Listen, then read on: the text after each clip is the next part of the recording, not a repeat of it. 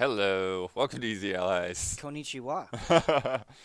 We are here, Ben and I hmm got to play some games at an event, Yeah, which is a thing that hasn't happened for a long time. it was a weird event. I don't mean that as like an insult. It's just it was very different than like my typical E3 Yeah, experience. it's Yeah. extremely different than E3, and hmm that's what I really want to start is just to set up people for where this event is, because I didn't know what to expect. I didn't really have a clear idea, hmm but small scale for sure. Also a strange thing that it felt like it was never crowded, but yet it also felt like everybody was there. hmm But yeah, They did so this really annoying thing where like it's like this open space, but they had like cut off one side of it, so you could right, only get through yeah, on so the it's left. basically a loop, except for one part, Yeah, there was a couch there, and so it's you like, can make the full loop. why did you do this? Uh, but yeah, so like just imagine like sort of an empty warehouse, hmm and then there were stations that were like TV cubes, so the like every side of the cube was a TV facing out to like a couple of seats. Yeah. And then Street Fighter 6 was all the way in the back. Smart move. Yes. Make everyone walk past everything else to get to Street Fighter. I went there like a magnet, like just zip. And they had three TVs per side Yeah, on Street Fighter, like yeah. a panel. And then, so that was the main Summer Game Fest hall. And then, like, down the alleyway, they have some, like, other event spaces for after parties. And then hmm Skybound's got, like, a little cafe back in the corner with some of their games. But yeah, I didn't know exactly what to do for booking for this, so hmm it was a weird day, particularly for me because I didn't really have any appointments today, Ben. I only had hmm your appointment Ah, for for Street Street Fighter. I Fighter. was just there as a support for your stuff because when I started booking, I thought we would have more big publishers there. They ended up either not being there or not being there in forms that I expected. Yeah. And then when I talked to some of them, they were like, "Oh yeah, you'll be able to just walk up and play our stuff." And there was almost nothing that you could just walk up and play. Like most of the Okay. stuff has appointments, Yes, unless you but sort of wait around it was for a so minute. it was Yeah. so weird, and we'll get into it because I have a lot of Street Fighter 6 story, and then I have a Cuphead story hmm where like the way it was set up, like Cuphead is one that did not do appointments. That is one of the few. yeah, but like for Cuphead, like a guy came up to me and he recognized me. He was like, "Hey Ben, do you want to play Cuphead?" I was like, "Yeah, I want to play Cuphead." Probably And so George. I sat down and I was playing Cuphead, and then I felt like I was in a bubble. Like no one talked to me or bothered me, and I was like, "Okay," and I just sat there until I beat it. Like Right. I was there for such a long Well, time. and I think again going back to the small scale of it all, because again like Cuphead, two stations, Street Fighter 6, biggest game there, Right. six stations, Yeah. and yet you were able to play what 3 hours? I don't know how much I played. I Yeah, don't know. I like it's a blur. yeah, Well, I'll once we get to talking yeah, about yeah. Street We'll Fighter, we'll, I'll we'll set get it it. up. We'll get Yeah. into that. But just Yeah. basically again the small scale of it. But the other side of that is right when you have a show like E3, you have people who are hired to babysit the stations. Mhm. That is their entire job, is to sit there and watch the stations and to go over and guide you if you need a little bit of help. And at this event, that's not the case. Everybody that was working at that event was either A, somebody who directly worked on that game, or somebody that was in publisher and PR and already knows who we are. Yeah. So like that with Cuphead. It's like they know they don't need to come over and coach you for Cuphead. No. They know that you're going to give it your all, Yeah. and you will either succeed or you will give up when Yeah. you've reached your breaking point. Yeah. I'm excited to talk about what we played of Delicious Last Course because it really is like Cuphead in microcosm. Yeah. But yeah. And Yeah. then the other side of this, which I'm not sure if you had as much experience because you were very Street Fighter focused, but you did have some of this, is just again, that sense that everybody is there. And so a large portion of my day, and I don't know how much of this would be interesting to anybody else, but a large portion of my day was just talking to people. Mm. Like almost as soon as I get there, Victor Lucas from Electric Playground Mm. he's got his coffee, he's getting ready, and he does a check-in. It's like, how's Easy Allies doing? How you guys handling things without Jones around? And and just being kind of like the industry dad that he is. Yeah. Having started all this long before any of the rest of us. It's so funny because like I definitely talked to some people as well, but I'm so glad that you were managing the brand while I was in a Street Fighter black hole. Like I was just in a dark corner. Oh man. Yeah, and then saw Hip Hop Gamer, saw he was very excited. Oh, he always is. Yeah. Yeah. And it's like I feel like Hip Hop Gamer is like the East Coast Huber. Like he just has that vibe. Like as soon as he sees you, it's like, hey. I feel like they, like if they were to interact with each other, like the universe would collapse, right? Like they're meant to be separated, right? And then kind of funny guys are there. What's Good Games is there. I met Seraph and Minmax. Yeah, I met Blessing she was for the really first nice. time. Yeah. I met Paris. We met some. I'm blanking on the name if he even gave us his name. Some guy from Brazil that is a fan of ours that came up to cover the event. Rebecca Valentine, just like person after person after person. Talked to John Gibson and Keeley, of course, because they were running the event, and just got some insight into things. And yeah, it was just like, and then tons of PR people that you guys wouldn't know whatsoever, So Yeah. And other developers and things. So Yeah. I talked to a few people. Somebody like an Easy A fan from Brazil talked to both of us. That was cool. I met Sydney from IGN because I was hanging out with Mitch. Oh, from right. IGN. I saw her around, but I've never. She never was met her. incredibly But yeah. nice. Very, very nice. What was Minmax girl's name? She was super Sarah, nice. She yeah. was super nice. And who else did this I is meet? like one of her first events, so she's like, yeah. Oh, nice. As much as you can talk to her, the better, because Cool, she just cool. like needs to get acquainted with people. I didn't get to talk to him, but Tim from Kind of Funny said hi, so that was cool. Yeah. Who else did I talk to? Mostly Mitch and Max. Yeah, Mitch and Max. That was you were there mostly with it. a lot, yeah. It was mostly Mitch and Max. We'll get into it. So yeah. So that was a good time, because otherwise I would have just been like standing in a corner waiting for appointments. Yeah, it was definitely really awkward at first, Yeah. where I was like, I don't know what to do, but yeah, it got weird. they were also pretty like generous just in terms of like accommodations. Yeah, They gave yeah. everybody, like, there was like free coffee and waters and drinks and stuff like that, as well as we got meal tickets for the lunch trucks. So as well as parking all sorted out and all that kind of thing. Just things that you need in LA. But Yeah, it was remarkably relaxed compared to E3. I was telling you about this, like, in a way, like going to E3 is so exciting, and being in the LA Convention Center and like how big it is like pretty cool in an overwhelming way. But by like day 3, you're like, okay, I got to go from South Hall to West Hall to South Hall to West Hall. And it here, gets like, pretty you can tiring. just look across Right, the room yeah, and it was- see it every was- single thing that's there. Yeah. Yeah, to use a easy A-ism, it was very cozy and intimate, and everybody was very relaxed, which was nice, and because it was just focused on media, it was relatively, like, there weren't that many people there. There was this weird thing.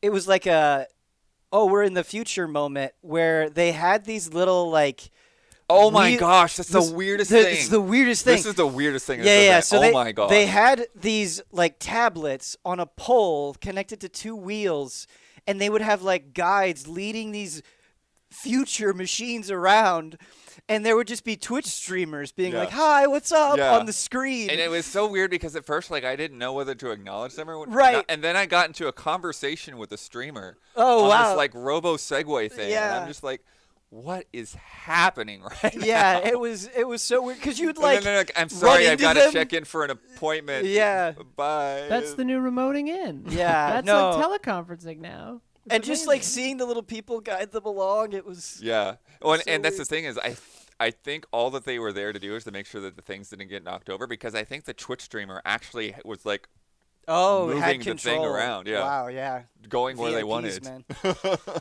VIPs. So let's stop wasting everybody's time. Let's talk about Street Fighter 6. Okay. I don't have much I can contribute, but Ben. Yeah. no, I don't mean this, as an insult to you or any Easy Ally, but I wish, because Max and I really got into the weeds with it. I feel like I did something illegal, and I didn't, but it felt like that. So I know we've been preambling a lot, but just let me tell the Street Fighter 6 story. So I get there at the event, and of course, I go right to Street Fighter 6, and I actually get some hands-on time. Yeah. I'm able to. And his appointment wasn't until 1:30, so you know. Yeah. So and this we got was, in the door at 10. Yeah, this was at 10. So I played a few matches, just against the CPU, and then I came back, and then we had the appointment. And the guy that was helping us with the appointment, because you were capturing footage for me, the guy that was helping us at the appointment, he was the guy that was there for the Monster Hunter preview. And so I don't know if we had, like, this Monster Hunter bond. I don't know where it was. But, like, he came up to us at the end of our session, and he was like, hey, we're not going to kick you off until we get another appointment. And I was like, okay. And I just kept playing Street Fighter. And then Max comes up and, like, he starts telling me about stuff, and he's showing me stuff that he found out, and it was wonderful. And then we start doing matches, and it was like, I would ask a question, and he'd be like, oh, I don't know, let's go try it. And then he'd be like, oh, let me try this. And it was just like pure fighting game bliss, like the best part where you're just trying to figure things out. Like, it's a game that everyone has questions about. We were going through it. We were trying to answer everything.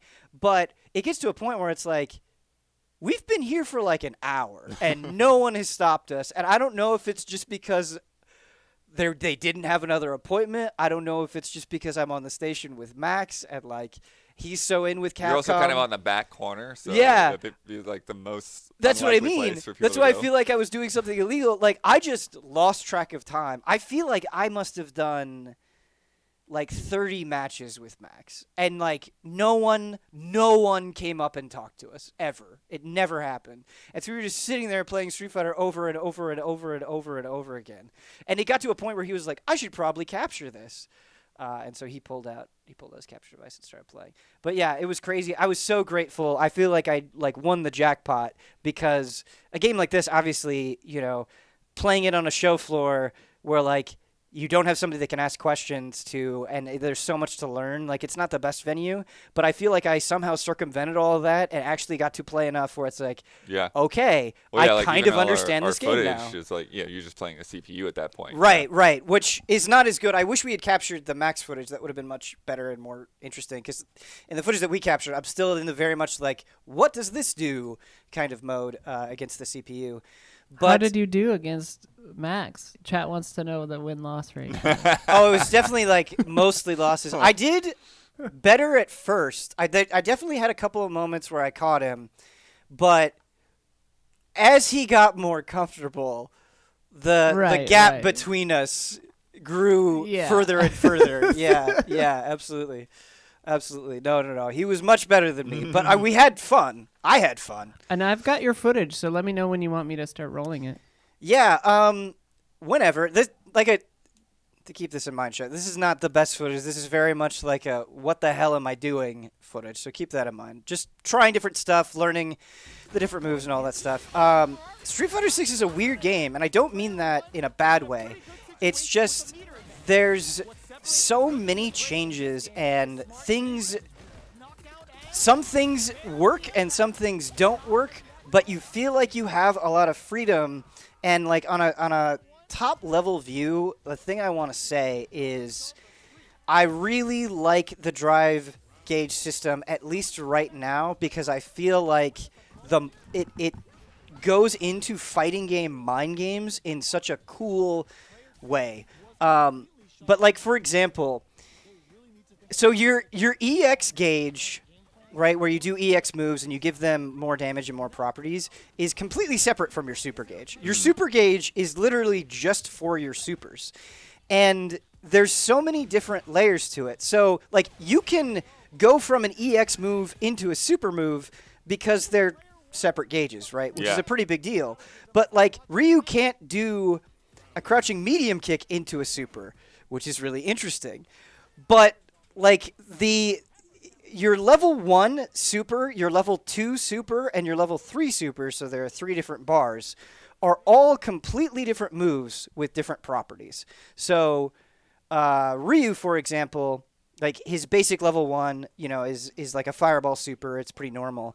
His level 2, you can actually hold and charge. And then his level 3, every character, if they're at 25% or low health, their level 3 turns into what is called a critical art, and it does more damage, and the animation for the super changes. So, like, already there's so much going on, and, like, with the level 3, and I don't understand why you can do this, but you can, you can do a DP into your level 3, and it just works, and it's just really powerful.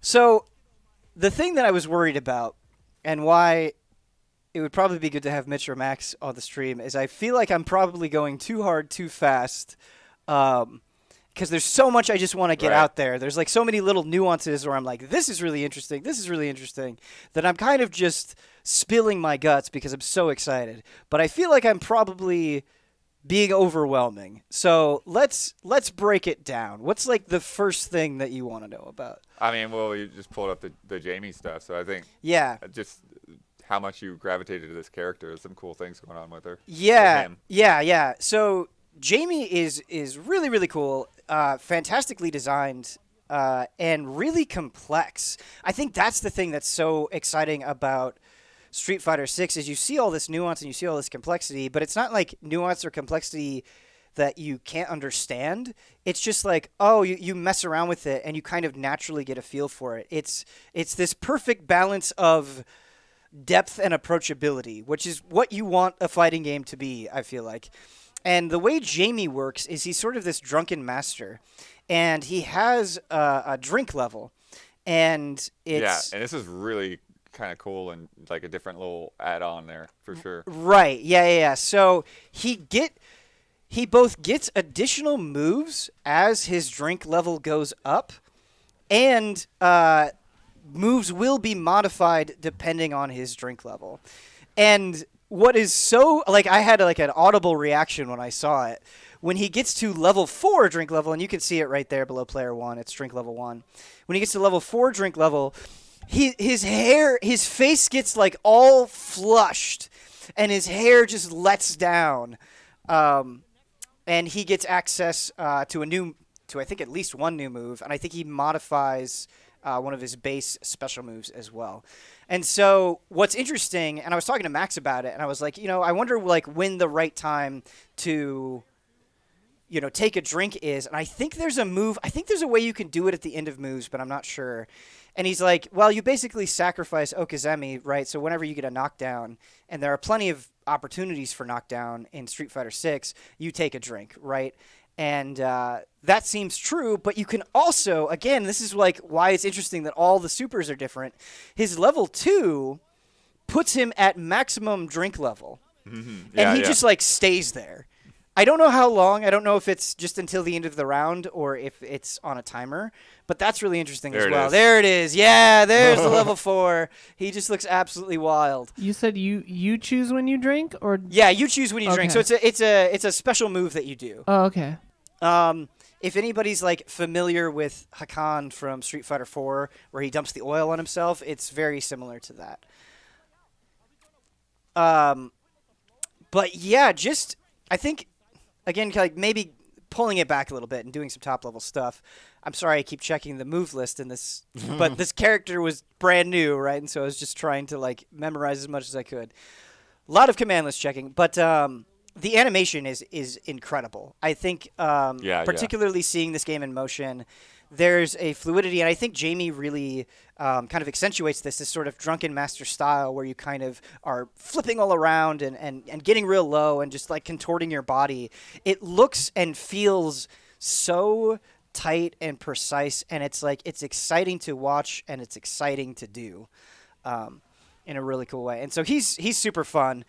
And so right there, and I end up doing this a lot, and you'll see this a lot in the Chun-Li footage, you have what is essentially a focus attack from Street Fighter 4. It's called a drive impact, and you do it by holding both heavy buttons, the heavy punch and the heavy kick. and you can absorb 3 hits when you do the drive impact. And I actually feel like it's like more effective than your focus attack. Like it feels faster than like a focus attack in Street Fighter 4. And depending on where you are in the screen, it does different things. So if you do it in the middle of the screen, it will just knock them back, right? It'll push them towards the corner. But if you are in the corner and you do a drive impact and you land it, whether they're blocking or not, right? You get that. See that wall splat there? Yeah. I unfortunately didn't do anything afterwards, but you get a wall splat. And so by getting that wall splat, right? If you have super meter, that's a free super, or that's a free combo, Oh, okay, yeah, or yeah. some sort of follow up, right? If you're Ryu, you could do a dragon punch there. And when I was playing against Max, right? I was playing Ryu, and I was using crouching medium kick a lot, and so he would read that and he would do the drive input. It would eat my crouching medium kick because you can absorb up to 3 hits, and then he would just crush me and then, could follow up for a big combo. And so it's something where you're like, okay, I know the opponent is going to be doing a lot of this, or I know the opponent's going to be doing a lot of that. And so it's something where it's like the more you're able to read your opponent and figure out their tendencies, the more I think you can use drive impact for huge punishes, right? You can get a ton of reward out of it. And so it just feels like it goes into the natural flow of fighting games in a really cool way. But a cool counter to it is the parry. And you do the parry by holding medium punch and medium kick. Okay. And it's kind of crazy in a few key ways. You can just, so like right there, I could have just held parry and absorbed the super, right? So if your opponent just kind of throws out random supers, right, they don't really like combo into it, you can just hold down parry and absorb the entire thing, right? You don't need to tap it out or do any of that. And you get drive gauge back for doing that. And so parries are really useful because they're so easy to do, and because you can get so much meter back and absorb so much damage. That's really, really useful. But what's fascinating about the parry is, like, unlike something like Third Strike, right, where it's so quick, the recovery for getting out of the parry is super, super, super slow.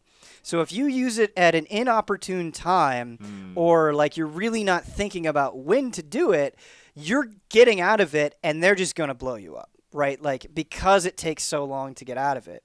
You can dash out of it, basically like dash cancel out of it in something called a drive rush, but like that's pretty easy to punish because you light up in like this like bright blue neon color, and like they can just punch you out of it. So there's this huge risk and reward thing going on. And I feel like it all comes down to knowing what your opponent's tendencies are and when you can get away with something. But if you take those risks and they pay off, like the reward is huge. And this is something that Max talked about, but like the parry system, yes, you can hold it down, you get the advantage, but if you get a perfect parry, you'll actually counter them, and they'll crumple, and you have all day to do whatever you want against them. You have all day to follow up in whatever way you see fit.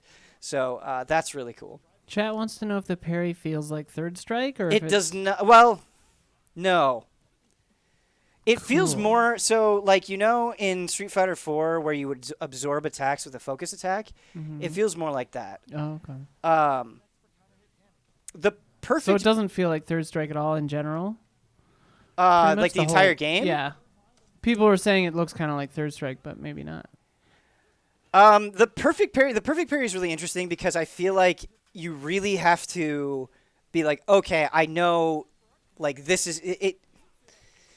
It's hard to say because, like, it's day one, so I don't. It feels like pretty tricky to get. Yeah. But yeah, you just did the fights, right? There was no open world. No, there was none Oh, of that. yeah, There was yeah, none of that's that. stuff I would maybe right switch there, to like the Chun-Li or Ryu footage. Okay. Yeah. I think the Chun-Li footage is Yeah, maybe some of the last best. clip. Well, the last clip also has the quote unquote modern controls if you want to start there. Right. Oh God. Okay. Should we talk about the modern controls? We should talk about it. I know you bounced off of it, so you probably don't have like in-depth. Yeah, it thoughts, was just but- it was fascinating. Yeah, the Ryu clip.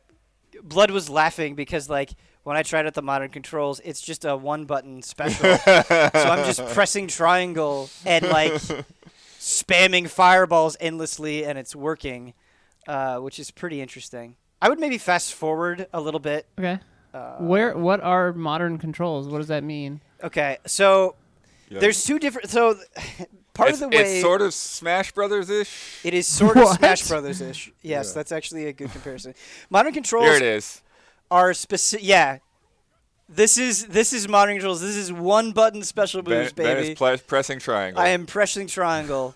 Hey, so I just stand a something's chance. not- right. So this is for people that feel intimidated by fighting game inputs. Right. So if you're like, I can't do a Dragon Punch consistently, I can't do a Hadouken consistently, I can't do a Tatsu consistently, you don't have to with modern controls. So and even that's actually can you go back and pause on the command list Sure. there? Yeah, you can get a perfect KO with one button. Can you pause it at the super right here? So supers, I think especially for beginners can be somewhat tricky to do, right? Because it's like a double sort of quarter circle forward and a punch, or like double quarter circle back and something. Like those motions I think can be tricky for people. So that is completely gone here. So if you want to do a super, if you just want to do your level 1 super, you can just push 2 buttons. You can just push triangle and circle, and you will do a super as long as you push them together. And you can even map that, right? Like on L1. Like I like having light and medium together on L1 and light and medium kick together on L2. So you can like one button supers is what you can macro to for the modern controls. But as somebody who's spent years and years and years and years doing the motions, I like couldn't wrap my head around it. Like I would be like, oh, forward triangle is Dragon Punch, right? And Right, yeah. I'm sure if you've like never encountered this before, it's going to be much easier for you to do. But for me, I would have modern controls on, and I would find myself doing a Hadouken motion. And so it was just tricky for me to adapt. Now, the downside to this is you lose moves, right? Because everything is so simplified. Right. Like Street Fighter is typically a 6-button game, right? Where your light, medium, and heavy punch are 3 buttons, and then your Yeah, light, that's medium, what I was heavy kick. wondering. It's like, well, if you're using triangle for that, then Right. Did they have sticks or were you using controller? they both. They had 6. I was using a pad for this. Oh, okay. Yeah. It felt great on pad, Nice. by the way. Were there chat? Rude33 wants to know if there were character-specific chats and if you got to, or taunts, and if you got to try them out. No, honestly, I wasn't even thinking about tots. I did an interview with the senior brand manager, and she was talking about Chun-Li's taunt, which is apparently a chip damage taunt, Oh, which funny. is great. Reminds me of like the Dudley Rose from Third Strike. And so I was like, oh, damn. So tomorrow, when I inevitably play more Street Fighter 6, I'll have to check out the taunts, because I wasn't even thinking about taunts when I was playing. But yeah, so the modern control type is like hard for me to evaluate in a meaningful way, because like it's not for me. Like I don't want it, and I don't mean that as like an insult. It's just it's hard to unlearn, even just simple special moves that you're so familiar with. But I'm really curious, and I want to hear from, and I want to talk to people that don't play fighting games, and I want that perspective where they're like, oh, this like really helped me out. Something that was encouraging is during our interview with the senior brand manager, because something I get really annoyed about fighting games is they will be like, here's how you do this, but they're really bad at saying, here's why you do this. Right, yeah. And that is way more important.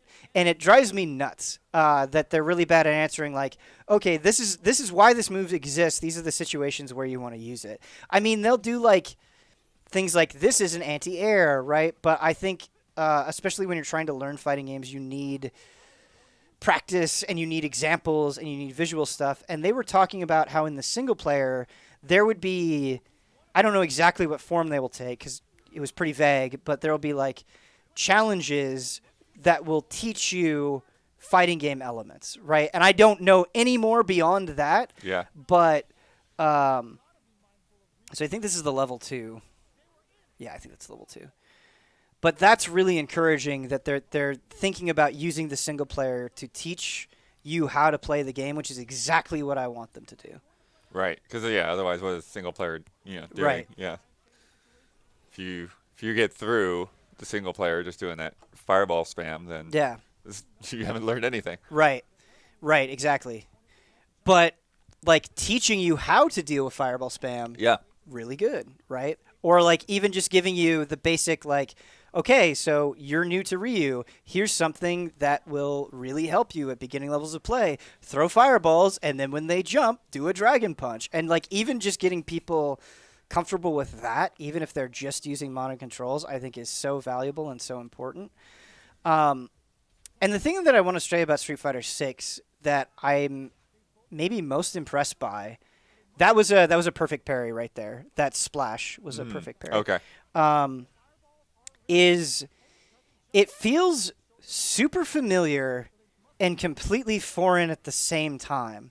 And like I don't know how they accomplish that because like you'll do things like playing Luke, right?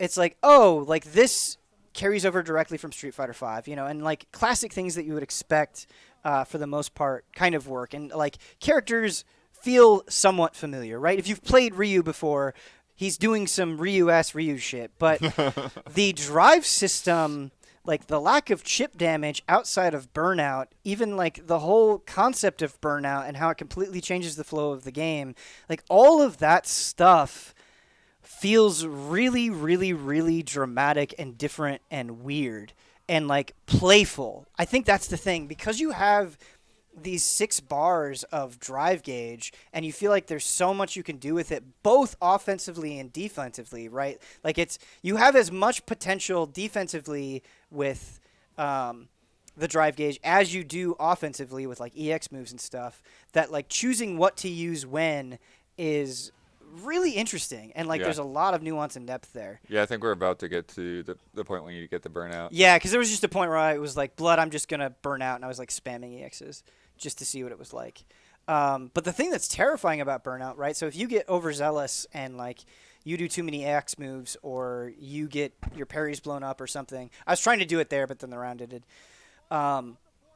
The burnout period lasts for a really, really, really long time. And so think about what I was saying before, right? Where you have so many, the drive gauge enables so many offensive and defensive options, and those are just gone on top of like your dash being way worse. There it like is. To me. Yeah.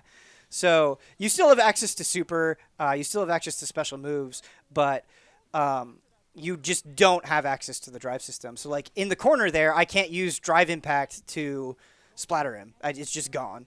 And as you can see, like it's going up pretty slowly. Something I didn't notice before is it looks like the drive gauge goes up as you're hitting them with special moves. It seems like. I think it just goes up because the drive gauge just in general just goes up automatically, right? The drive gauge, yeah. So there's 2 ways the drive gauge will go up. Parries will replenish it, but I think parries will replenish it. It actually goes up, too. yeah. And when it replenishes over time, it goes like pretty fast. Which is interesting, yeah. So the burnout, basically, it's even taking longer than a regular drive gauge just filling up. Yeah, I don't know for sure. I haven't like sat there and timed it, but right. I have to say, so there's 4 characters in this demo: Ryu, Chun-Li, Jamie, and Luke, and I enjoyed all of them. I think they're all fun to play. I am not a Chun-Li player. I am not a charge character player. I think I had the most fun with Chun-Li. She has this crazy stance where if you do quarter circle back and punch, from that stance, every single button does a different move. Nice. Which is wild. And like if you do the stance into a heavy kick, you actually get a launcher. And then from that launcher, you can use her other new move where she like kicks up in the air. And I don't know, she just seems really fun. Her fireball seems really good and better than it's been in the past, I feel like. Yeah, that right there. You're actually hearing the live commentary, which it was so annoying because like on the show floor, they don't have like the audio turned up and you have all these TVs right next to each other. And so like you they just didn't have any headphones, I don't think, for Street Fighter. Yeah, I can't really hear what the announcer is saying, but I hear that they're talking. And so it's just is like the kind of this like buzzing basically, and so it got annoying. I think this is me playing Luke. Yeah. I think this is some Do you of my want worst the? footage. Chun-Li is the Do you want the Chun-Li next- footage? Yeah, get the the next, Okay. go to section. the Chun-Li footage and go like halfway through maybe. Okay, yeah, that's about where we were when we were seeing it before. No, it's later in this. There's another Chun-Li match. Oh, okay. You know, obviously like I don't want to get out here and this is still me playing Luke though. Oh, okay. This is me playing Chun-Li. Okay, cool. Yeah, I think Chun-Li was my favorite. She was just really, really fun. And, like, the animation is incredible. The lightning kicks is so much fun to do. What, the EX lightning kicks, you get to follow up. A few people have asked about DualSense. Were you using DualSense? I was using a PS5 controller. Was it good, the DualSense stuff? Did they implement that at all?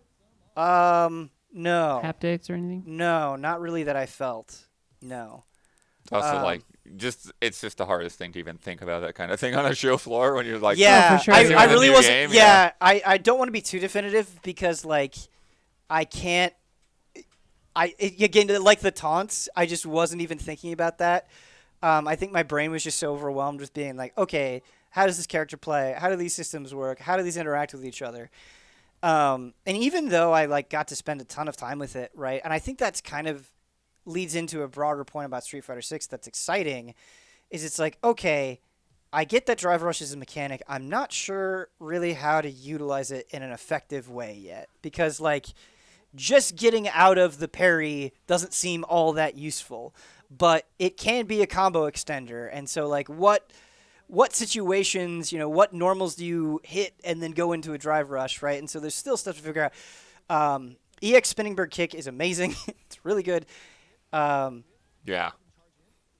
But yeah, I think that's kind of like the broader point that I want to say about Street Fighter 6 is it's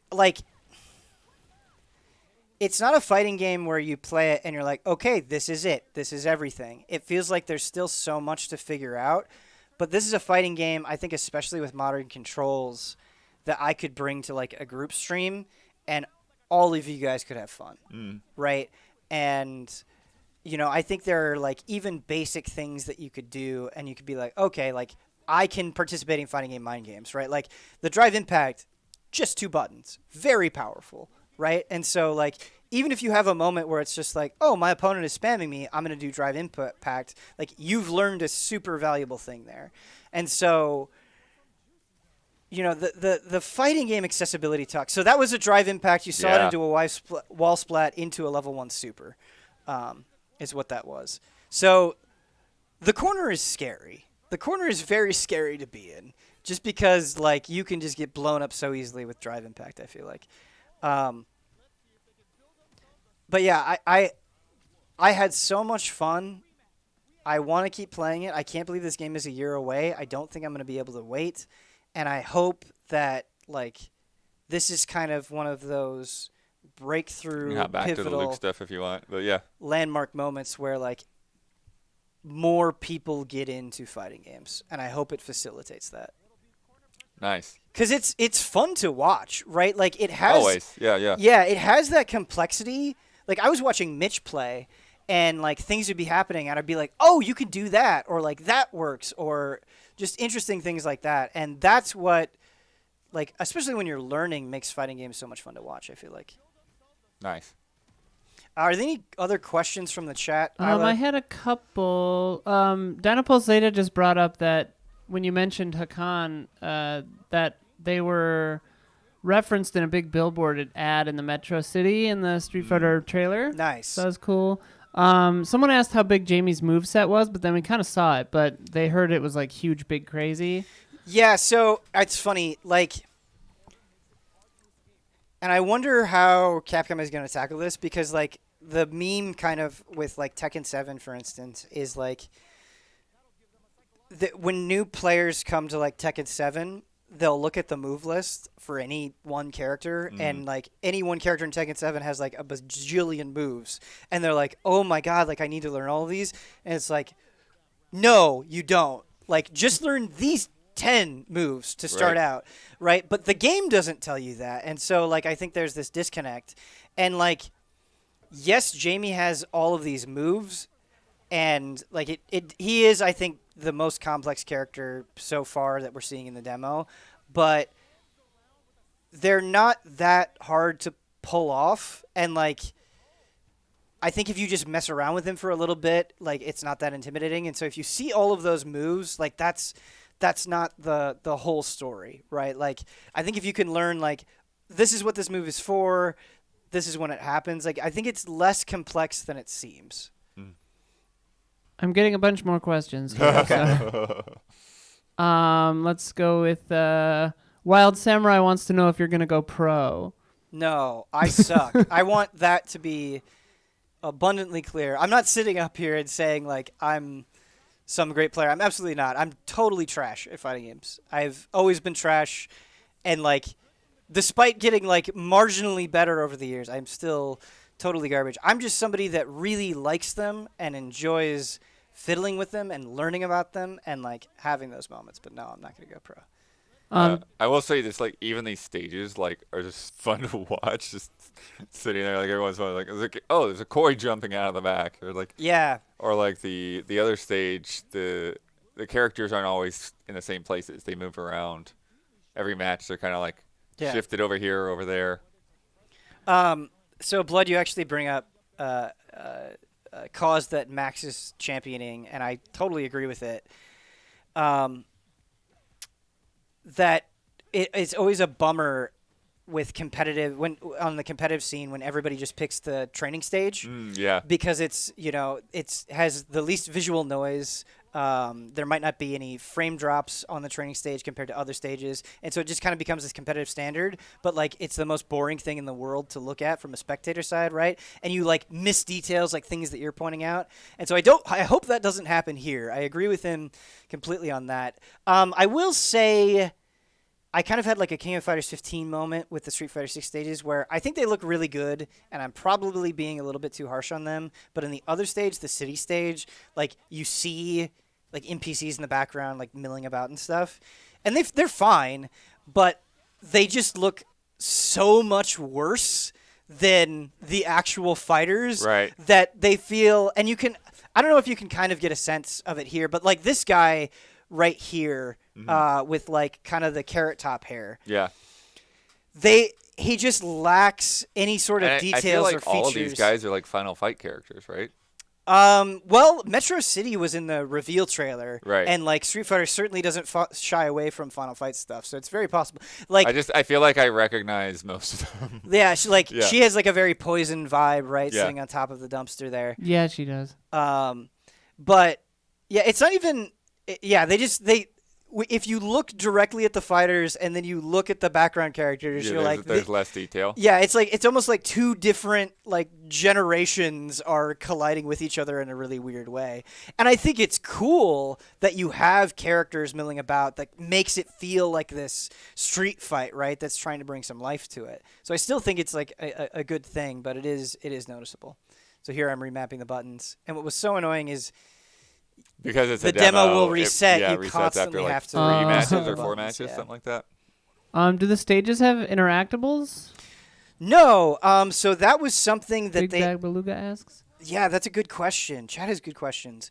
That was I have a lot. that Street Fighter V added. I'll take a research break while you answer questions. After launch. Otherwise, I'm going to be stuck here I'm while so I'm sorry, talking. No, Chad, it's fine. I could talk about this all day. I'm like That blocks his in love. No, I didn't see any stage interactions. And I think that would be really interesting because this was something that Max also brought up in his video, right? Like, you see a bunch of different stages in Tekken 7 because different stages have different properties and you could do different things, which leads to different combos depending on the stage that you're on. And That is not a very Street Fighter-y thing. That is definitely more a 3D fighter thing. But I think the idea is cool. And the ones that they added in Street Fighter V were super fun. Like, there's one in Dulcim stage where, like, you hit them and they, like, go into this crazy pose.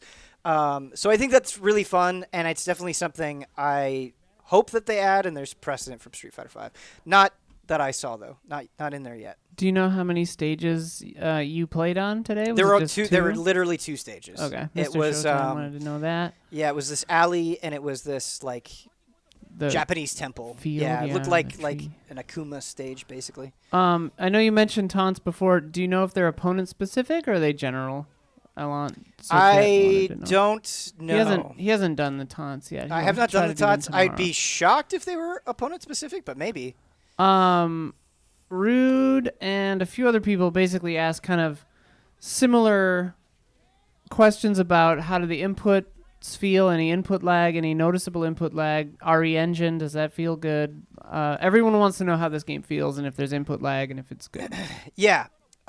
Great question. A question I had burning in my brain while playing Street Fighter V was input lag, because I feel like when I go back to Street Fighter V on console, I don't know if I've just mentally convinced myself of this, but like I fucking feel it. I feel the delay, especially when I go online, and it drives me nuts. I hate it. And so when I was playing Street Fighter 6, it was something that I tried to be very cognizant of.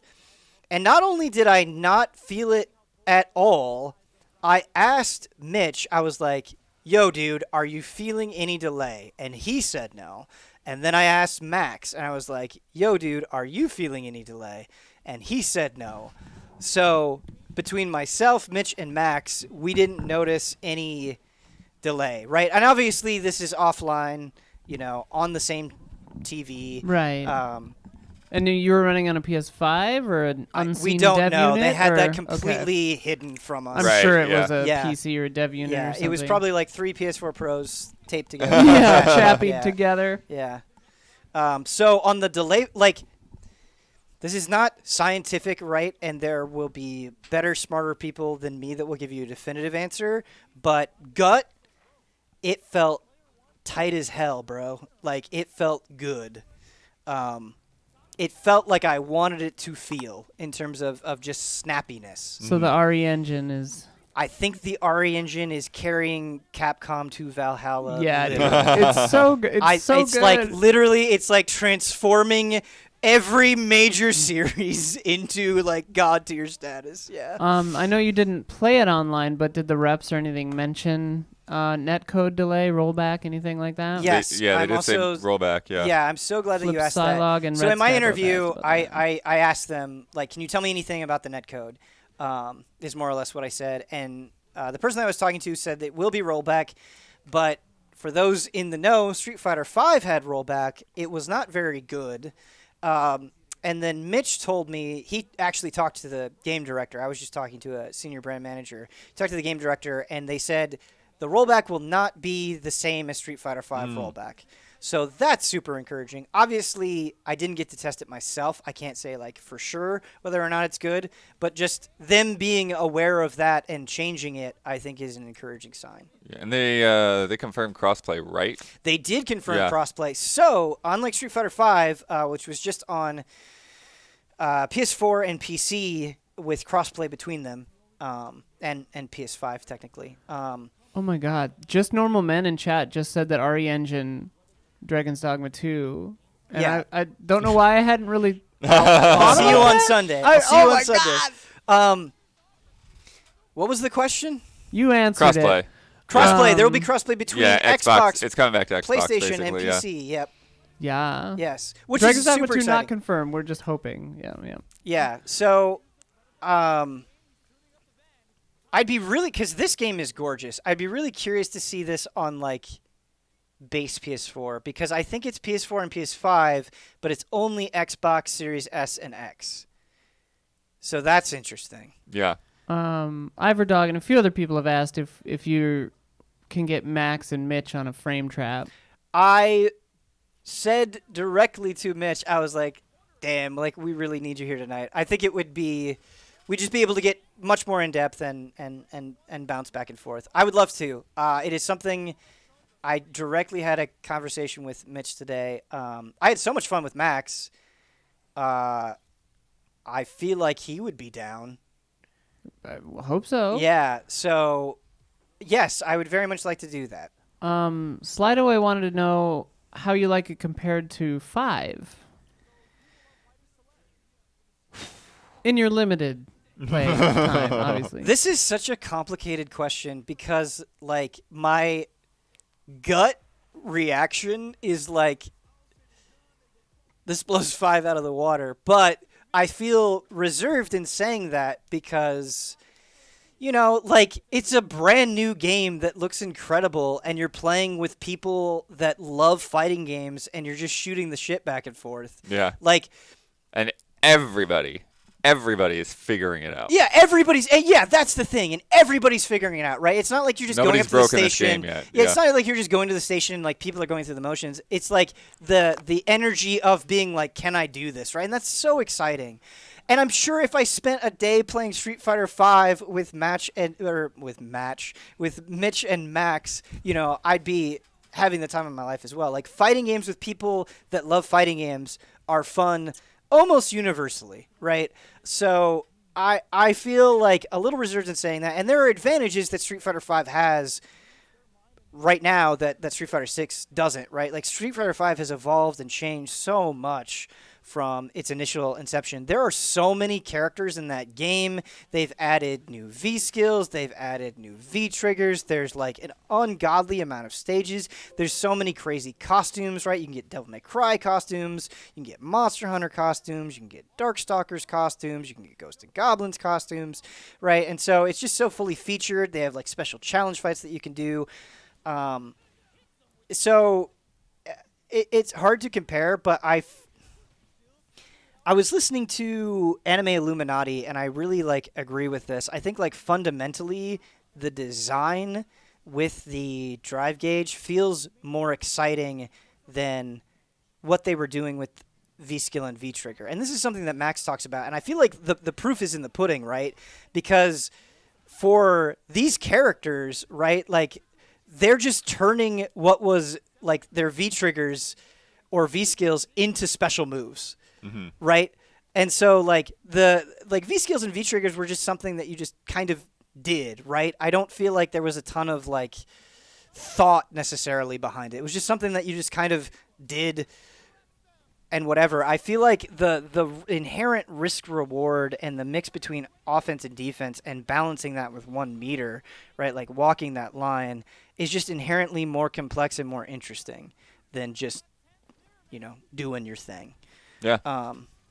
Mo D1212 wants to know which returning character, I am assuming from the leaks, are you most interested in trying out in the new engine and mechanics?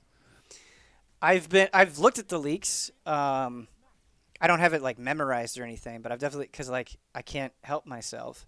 I just feel bad. I don't want to like ruin the leaks Right. for anyone Yeah. else. Yeah. Because like, Earmuffs for a second if you don't bro, wanna that know. shit is accurate. Like, those leaks are real. Like, those characters, maybe not at launch, but like those characters are going to be in the game. Which character am I the most excited to try from the leaks? Okay, so I'm going to get into spoilers. I'm going to give you like a 3-second warning if you don't want to hear this. 3, 2, 1. I'm really interested to see Zangief with this system. Because again, right, like, if you parry at the wrong time, you're kind of left open.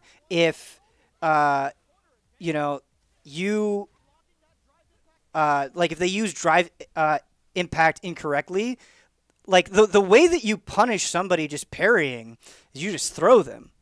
In Zangief's case, that means you spinning pile driver them. Yeah. And so I wonder with the way Street Fighter 6 works, right, if there's just going to be more opportunities to throw. And so I wonder if command grab character, a grappler, is going to be more valuable here just because of the inherent systems at play. So I'm really interested to see how Zangief fares. Cool. Yeah. Spoilers over, chat. Spoilers over. Although if you can hear us say that, you heard the spoilers, so whatever. Chat can tell the rest of the chat. Sam Caster wanted to know if the modern controls have access to all 3 levels of special moves. You said that the moves were limited, Yes. but did they get all the specials? Yes. And I feel weird saying like the normals are limited. Like Max confirmed that they are, but I didn't mess around with them enough to be like, you lose access to this, this, and this. So I don't have like a precise answer for that. But you do get access. I am almost 100% sure that you get access to all 3 supers. So it's like specials, right? Where you like do 2 buttons, right? If you just do the 2 buttons, you can do your level 1. But if you do the 2 buttons in a direction, that's level 2. 2 buttons in another direction, that's level 3. Literally Smash. Yeah, I think that's how it works. Okay. And then they had a follow-up question. Are heavy, medium, light for modern curated for each character, or are they the same for everybody? Do you know that? I think maybe you only tried it on one character. What do you mean? Yeah, I only tried it on one character, but what do you mean like curated? Like, are they different for each character, or is it the same buttons for everybody? So, like, light, medium, heavy is the same. Like, for modern controls, right, your light, medium, heavy is whatever you have it mapped to, that's light, medium, heavy for everybody. So you don't have to, like, push something different to get light. Like if you're playing Ryu or Chun, like it'll be the same thing. I hope that answers that question. Yeah, I think so. Are the controls simplified on the whole too, not in modern, or are they just simplified in modern? They're just simplified in modern. I mean, so the thing that was interesting that I didn't touch on at all is I feel like in Street Fighter V, right, you're very focused on crush counters and like medium and heavy attacks. What's interesting about Street Fighter 6 that Max was showing me is you can get a lot off of light attacks. And that is just like inherently harder to pull off, right? Because with light attacks, you're putting them into hit stun for far less time than you would like a medium attack or a heavy attack. And so that's just like comboing from lights is just something I'm not very good at. And I think is hard for people that are definitely not used to it. So that's something I actually think is like more complex. Not that you couldn't get anything off of lights in 5, you could, but it seems maybe to be a little bit more elaborate here. But are the controls simplified? Not more so than 5, I would say. So if you are comfortable with 5, I think it's a similar level of complexity and execution. Okay, cool. That was kind of a question from RF Switch, by the way. I wanted to clarify. Yeah. Just Normal Men has an interesting question, I think. Which other Street Fighter game should people at home play to warm up for this one? 4, 5, like which one gets you hyped for this one the most, I guess? That is such a good question, and the answer is like kind of shitty because I feel like the drive impact is so much inspired by the focus attack. So if you want to get a feel for like what that does in absorbing hits, play Street Fighter 4. But then like Luke, for example, there are just things that are just properties that his special moves have that I feel like are directly carried over from Street Fighter 5. And then when Max was playing, like multiple times, he'd be like, that's a Street Fighter 3 thing. That's a Street Fighter 3 thing. Mm-hmm. So I would suggest you play Street Fighter 3, 4, and 5. I mean, 5 is like the most accessible out of all of those, and probably the easiest to get your hands on. But like if you're on PlayStation or PC, you can download the Anniversary Collection, which has a ton of Street Fighter games, including multiple versions of Street Fighter 3. You can play Street Fighter 4 on your PS5 or PS4, and then you could play Street Fighter 5 on your PS4 or PS5. And knowing Capcom, they're probably all on sale right now. They are. I was just going to say that we've had a few people tell us that Capcom is having various sales in various places. Yeah.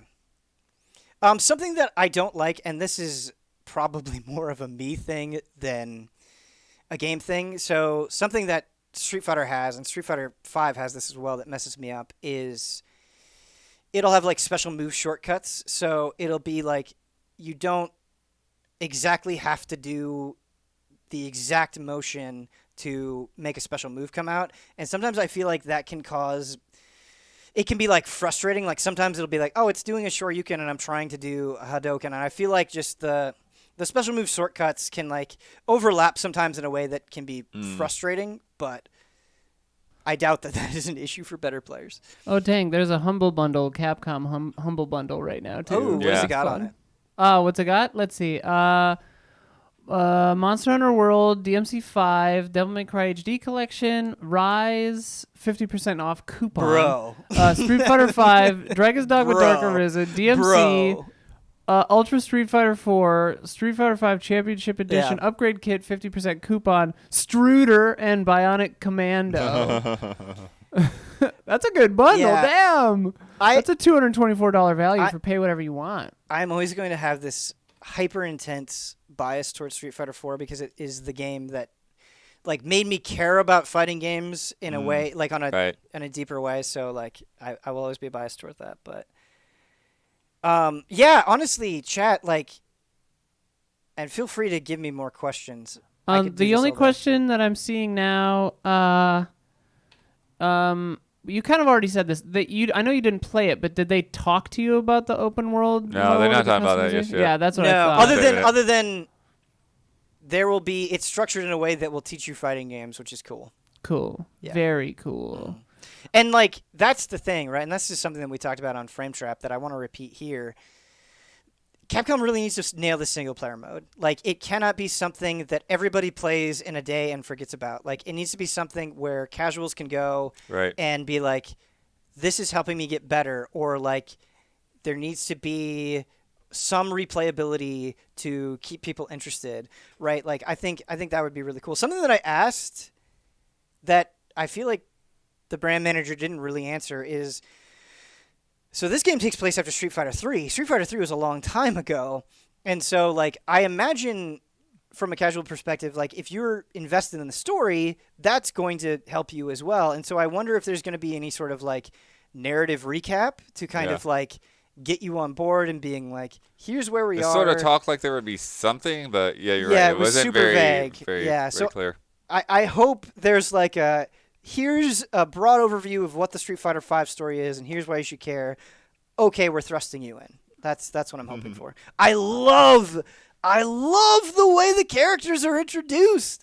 It's so cool, like giving you their interest, like having them walk into the stage. And then the it's so verses incredible. above them is so neat. Yeah, and so I'm not. Yeah, there you go. Yeah. So you can, if you push different directions, you can get different faces, which is fun. But it loads into the fight so fast that like you don't have a ton of time to do it. Right. And so it's kind of the best of both worlds, where you sort of get this flashy intro, you get to like meme for a little bit, but you're also into the match pretty quickly, which I like. It's not like get ready for the next battle in Tekken 7, which can feel like an eternity. Well, because it's like it not only like this does is that, online, but then I it guess. sort of stops, right? Yeah. Get ready for the next battle. It's like, Yeah. yeah, it just sort of stops. Cool. Few more questions here before we move on. Yeah. Because chat's also curious about the other games we'll be talking about. Yeah. Yes, I can understand. This has been a Street So Fighter we orgy. have a few here left. Big Bad Beluga wanted to know if you know this, or if you noticed, was the frame rate unlocked, or was it set to 30, 60, 120? Do you know? I don't know. I can give you my guess. It felt like a locked 60 to me, but I cannot say it definitively. I can tell you I did not notice any frame rate drops whatsoever at any point. Yeah, That's very nice. It felt solid. RE Engine, baby. Yeah, and I mean, I think that bears out in the footage as well. Yeah. Yeah, the footage looks buttery. Not a rake. Not sure if you could answer this yet, but how do you feel, like watchability and overall fun for esports this game will have? Do you think it'll be Right. in Evo and stuff and do, what, blah, blah, blah? Right. So I think this game has a few things going for it that I really like, and I almost feel like it's kind of. I think it's very high, but like it's hard. It's hard to say with authority because like I had a blast watching but it's just because like I'm trying to learn, I'm trying to see what people do and what I can do better and all that stuff. So that's just inherently fun. But I think there are a couple of things from a design perspective that they're doing that will make it fun, even if you have no idea what's going on. So I think something simple that Tekken 7 does that's really, really good is it has this like really dramatic slowdown when both people are low life. And so you're like, oh God, who's going to get the final blow, right? And you could never watch a fighting game before in your entire life, and I think that has like some inherent excitement. This has a slightly different thing, but it was still kind of cool, where if both people are doing their drive impact at the same time, it has a similar slowdown effect. So I think that's kind of cool. Raiders. Thank you, Bossman Raiders. And exciting. I also think there's so much flourish between like the regular parry and the perfect parry, right? Like the perfect parry is so cool, and you can see this in the trailers. Like when it lands and like just the blast of color and then it like landing on the floor, that's really, really, really exciting.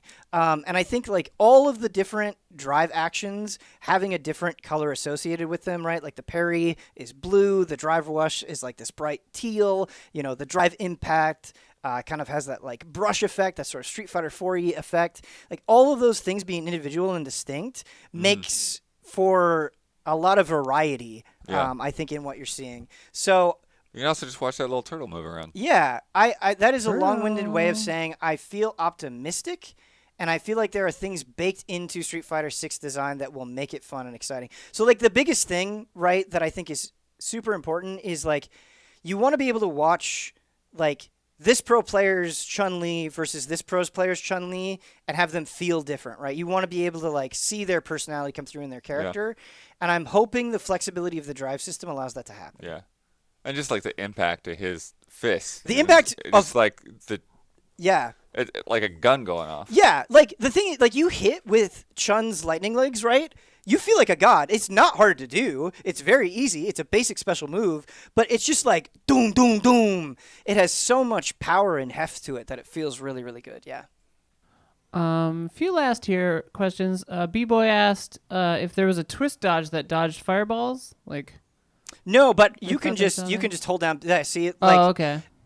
It actually petered out before it got to me, but like you can just hold down parry and block fireballs all day because the thing is when you absorb a fireball, you just get whatever gauge you spent back, right? So if they're just sitting spamming fireballs full screen, you have a very easy, 2-button counter.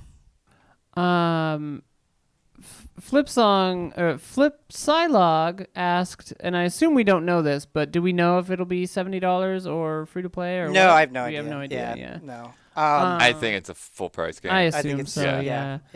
I don't fully understand this question, but I have a question from I suppose iPhantom. it might not be, but It might not be. Who knows? A method that I would actually really like to see them try is what Dead or Alive does. Dead or Alive does something called Core Fighters. And so what that would mean here is I would love there to be a free version where it's like, okay, for free you can play as, let's just say Ryu and Chun-Li. Well, let's not get into leaks, right? You can play as Ryu and Chun-Li. And that will allow you to get a feel for the game. That'll allow you to try things like modern controls to see if that's something that you're interested in, right? Like, I think that would be a good compromise. And then if you want the full experience, you can pay for it. I would love something like that. I do definitely think there's huge potential in fighting games to play around with free to play more. I did ask if you could earn things with Fight Mummy, and they said we're not getting into the monetization right now. So classic. Yeah. All right. Last one about SF6. iPhantom. I don't fully understand this question, so maybe you do. But regarding shortcuts, can you still do a DP, Dragon Punch, I think, by pressing down, forward, punch? Yes. It seemed that way anyway. Cool. Yes. That's it. Them's all the questions that I have collected so far. I'm sure there are people in chat that are like, please, God, get Please talk about something else. No, this was great. And this is all his footage that we're absolutely seeing. Yeah. I'm not going to be able to take it. I can't wait. I don't know if I have to commit robbery. I don't know if I have Don't to commit like robbery. sneak on a cargo ship in Japan, but like I cannot wait till 2023 for this.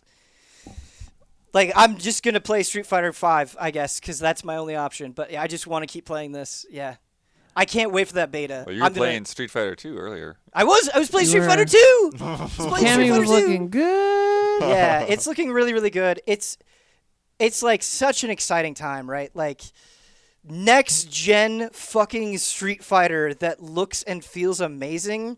Yeah. What more could you want? Like if you were like, I always thought I was gonna get into fighting games and I never did, this is your time. The games are on sale. This is your time. Don't rise like a phoenix from the ashes. This is your time. A question from chat, but also from me. Mm-hmm. How many games are we discussing? Should I order food? I Oh. did not eat dinner. I think we'll get through all of these. They will be much more shorter quickly. than Yeah, this yeah. was. Yeah. But 1, 2, 3, 4, 5, 6. This is 9. 9 more? 9 more to go. But I'm we're not ordering talking about food. them like we talked about this. Yes, this I'm was ordering this was food. Yeah, This was you can order special. food for sure. will be much shorter on the other side. Yeah, Please forgive me, chat. yeah. So up No, next, no, this was all great. Everyone's loving it. yeah, Okay. up next is Cuphead, the delicious last course, and I'll talk about the basics of please it talk. I've first, talked and so then, much, and yeah. you can talk about your experience. Yeah. Oh yeah, this is great here. This is the exact fight. But they're in phase 3. They start off right in phase 3 in the Yeah, this is just the footage trailer. here. This is all I have. This But, it's much harder than it looks. I It swear is to so much God. harder than it looks. I swear to And I God. tell you what, trying to hop back into this game Yeah. after years of not playing, Yeah. and not remembering all of the nuances and mechanics, Yes. and a very advanced boss like this, it's just Yes. like, okay. And even here, like seeing them like just in a couple of seconds swap between the two Yeah. Well, different attack types. swapping was the key to beating the boss. Yeah. Yeah. So, but yeah, it's called Snow Cold Scuffle. It's a wizard. So the first phase is this wizard. It's kind of like floating above you. Great big purple hat with like a red ribbon on it.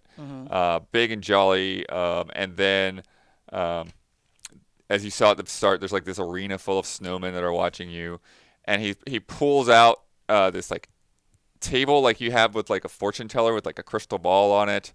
And these like little icicle men will like spew out, and then there's like 4 of them, and so you have to dodge them, but then they plant in the ground, and if you don't destroy them, then they'll start getting up and walking towards you. And then there is also he'll throw out cards, and some of the cards are the pink that you can parry. Just a really quick flourish, and again, like goes into it speaks to the insane level Yeah. of detail that they do. Is like those little guys that you were talking about. Yeah, yeah. He has this attack where he'll like slam a giant fish into the ground. Yeah, he takes a giant Yeah. orange whale, just like Or his whale. wham. Yeah, there you go. Yeah. And if he hits the like little ice guys with the whale, they'll like pop into the foreground of the screen in a really cool way. Like they have their own unique animation for that moment, which is cool. Yeah, and then phase 2 rings the bell, becomes this big snowman, which is Yeah. that's the snowman there, and it's so hard because it can do so many different things to cross the screen, and you have such a small space to react and figure out where do I need to be to avoid this stupid thing. Yes. So not only does he have 2 attacks that are very similar, and the tell is actually audio based, which you kind of have to learn on your own. He will shoot up these little minions Yeah. that don't come down right away. Yeah, these little flying popsicle butterfly things. Yes. Yeah. And they'll very slowly and very deliberately come out one at a time. And so you'll be so focused on dodging his attacks, and he is constantly attacking, never not attacking, that this little like butterfly popsicle thing will ruin your day because you're just trying to focus on dodging him, and you can shoot them to get rid of them, but there will just be like awkward times where like you can't quite reach it, or like you're trying to dodge something else and you are like, oh no, the butterfly, and then you'll get hit by a snowman attack. And so it's Yeah. tricky for sure. Yeah, and then the other thing you see that it does in that phase is it turns into like a refrigerator and like spews out these ice cubes that then split into more ice Yes. cubes, and just there's just so little room to move. Yes. Chat wants to know. Slideaway wanted to know if they said how long the DLC is. Do we have any information like that? No, they didn't really. We didn't really talk to them on this one. We just kind of Okay. It was so jumped weird. in. Yeah, jumped in and played. Dude, We're all also talking about Kate Bush a lot now because she came up in the preview at the end of the video and I didn't have it on loop. Chad and Isla, my experience with Cuphead was so funny because like there was no one around. I was just like, I'm just gonna stay here until I beat it. Like I just did it over and over and over and over and over again. And then I got up and walked away without saying anything to anyone. It was so bizarre. And you were playing as Chalice, right? Yeah, you were playing as Did she yeah, have, she's the one that you're playing as. Project Soul wants to know if she has different weapons. Yeah, so she's very different in a couple of key ways. So something that threw me for a loop is in Cuphead, the way that you parry is you like jump and bounce off of pink objects, right? Pink Yeah, you projectiles. dash off of them. Yeah. Here you don't do that. And I was like, I kept jumping. I was like, I swear I parried that. The way that you parry with Chalice is you have a dash. Oh, okay. Yes. So you have to do that dash Yeah, so to I parry. forgot that it was different in the original. Yes. Yeah. It took me a second to get that. But what's interesting about that is, right, like you can still take damage by colliding with the boss. And so, like, sometimes you'll get excited. You'll be like, I'm going to parry. And then you just dash right into the fucking boss. The other thing that's really tricky is her, like, maxed out, like, 5-card super is this vertical yellow beam that you'll see. And it's useful, and it covers a lot of space, but because it's vertical and a boss like this, you kind of have to get up right next to them. So you have to time it right. It also doesn't last that long, and so it's not like you do it and you necessarily get a ton of invulnerability from all of these attacks. There were multiple moments where I popped the super and then immediately got hit afterward. And so it takes a bit of finesse to really land at the right situation. Yeah, and you have that little roll too, that down dash. Yeah, so like you'll pop it, and then there was one time where he just like went into the background, and I didn't get it, so it was sad. Yeah, but looking cool. Out very, very soon. So. Yeah, I feel like Blood, just doing this boss, I got to like experience the entirety of Cuphead in a single fight. Where it was like the first time I fought it, it was like, oh god, I'm never gonna beat this. Like, what is this? What is this? Oh god, phase 2. These ice cubes are crazy. But then just like through repetition, it was like, okay, I can get through phase 1 without being hit. Okay, I'm better at phase 2. Okay, I'm good enough at phase 1 and 2 that I can just tank phase 3 and beat the boss. Yeah. And it felt like such classic Cuphead in that sense. It was so much fun. Like, this game is a classic. So I'm gonna be awkward with talking about this. I look at my notes a lot. Okay. I because as I was saying, I didn't have a lot of appointments today. I was just sort of jumping into things, and they had this like theater room off to the side, and there were a few things going on there throughout the day, but a lot of the day was just sort of there, like a kind of like a press room for people to just sit and chill and get some work done on a laptop or something. But I was in there for when Square Enix had their presentation, and on schedule it didn't say anything other than Square Enix, and it was like, oh, it ended up being for Outriders Worldslayer, which I'm in the most awkward position in because I have not played Outriders, and they're getting deep into endgame stuff and builds and all of this, but so I'll try to relay some of this information, but it's like it was so hard because they just wanted to jam so much just detail down your throat. Blood, I played a decent amount of Outriders. Right. I feel like all of that has left my brain. So I'm also sure. probably going to be clueless. And I really didn't even play it. Like I picked up the controller for like a second, and then and they're like, oh, there's an appointment here. So, but I was in the presentation, I was in the Q&A, and then I talked to, or rather, a developer talked to me for quite a while about it. But the end game is a place called Tarya Gratar, which I was so glad when they finally put the words on the screen because they kept saying it. I'm like, I don't know what to write down right now. What is Tarya Gratar? And they started off by showing like kind of like a demo thing. I don't know if they've released that. Maybe the end game broadcast there might have been it. But this thing? Oh, okay. The top. Do the top. That's from GameSpot? Yeah. Just Okay. do that. The other one is from Outriders. This is from Yeah. Outriders. Oh. But yeah, so it gave me the way they were talking about it. It kind of gave me Returnal vibes, but it's not. They're saying like the map's not randomized or anything like that. But they're saying that it's like very replayable. So I'm trying to like put my head around like how that works. But so they're saying you could get through a run in 2 to 3 hours, but there's like hundreds of hours worth of stuff that you could dig into. And one of the biggest things that the developer was telling me when I was talking to him later is that they saw that, a lot of there are people that like really, like they said something like 1 million players or whatever that like really got into continuing to play Outriders after finishing the main campaign and all that stuff. Yeah. But a lot of people really didn't dig into what they thought was like kind of the sweet spot of learning to. Oh yeah, she was there. Learning to like synergize like your skills and your loadout like the and like skills how all outfit. of these different things like play off of each other. And so the end game in Worldslayer is really made to like kind of like sort of speed that process up and really let you play around and like just make these character builds that just like the armor that you pick up and the weapons that you pick up and then the skills that you decide to use, like they all like just really play off of each other in different ways. The one thing they did say about the location is it kind of like changes weather day and night. There's sort of like a base camp area where you kind of like get into vendors and crafting and customization and party up with people. And this is where the part that I thought was sort of returnal-ish is that like as you're going through this area, because it's sort of like you basically like go from like arena to arena, but there's like these crossroads, and so you can either go straight on toward a boss, or you can go to like this side route that's going to have better loot, but it's going to be like really hard. And so you might not survive it. You might end your run there. That's interesting because I feel like my experience with Outriders was very much like, okay, this is the mission.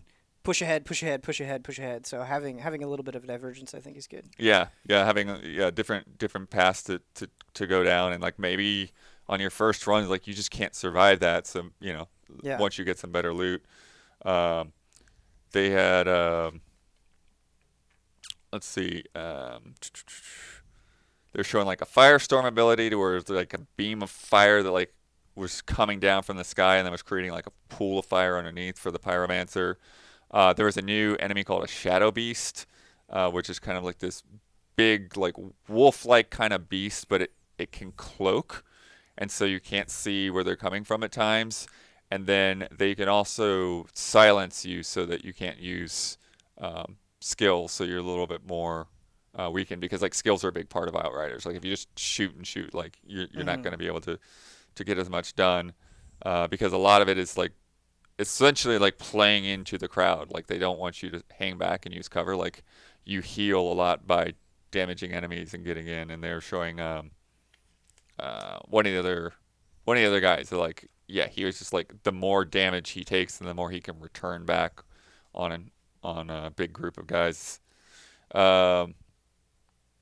They said 100 new pieces of loot. They have like a third mod slot. They have this new, brand new like subclass system. And there are like points that you get for the subclass system that don't work with the main class. That are just for this additional system there.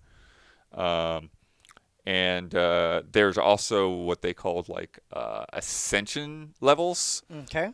And so that you can continue to max up things like health and shields. We are deep into ARPG territory. Yeah, that's what I mean. Yeah. It's like all of these like very build heavy things that they were getting into, and I was like, man, it's hard to keep up.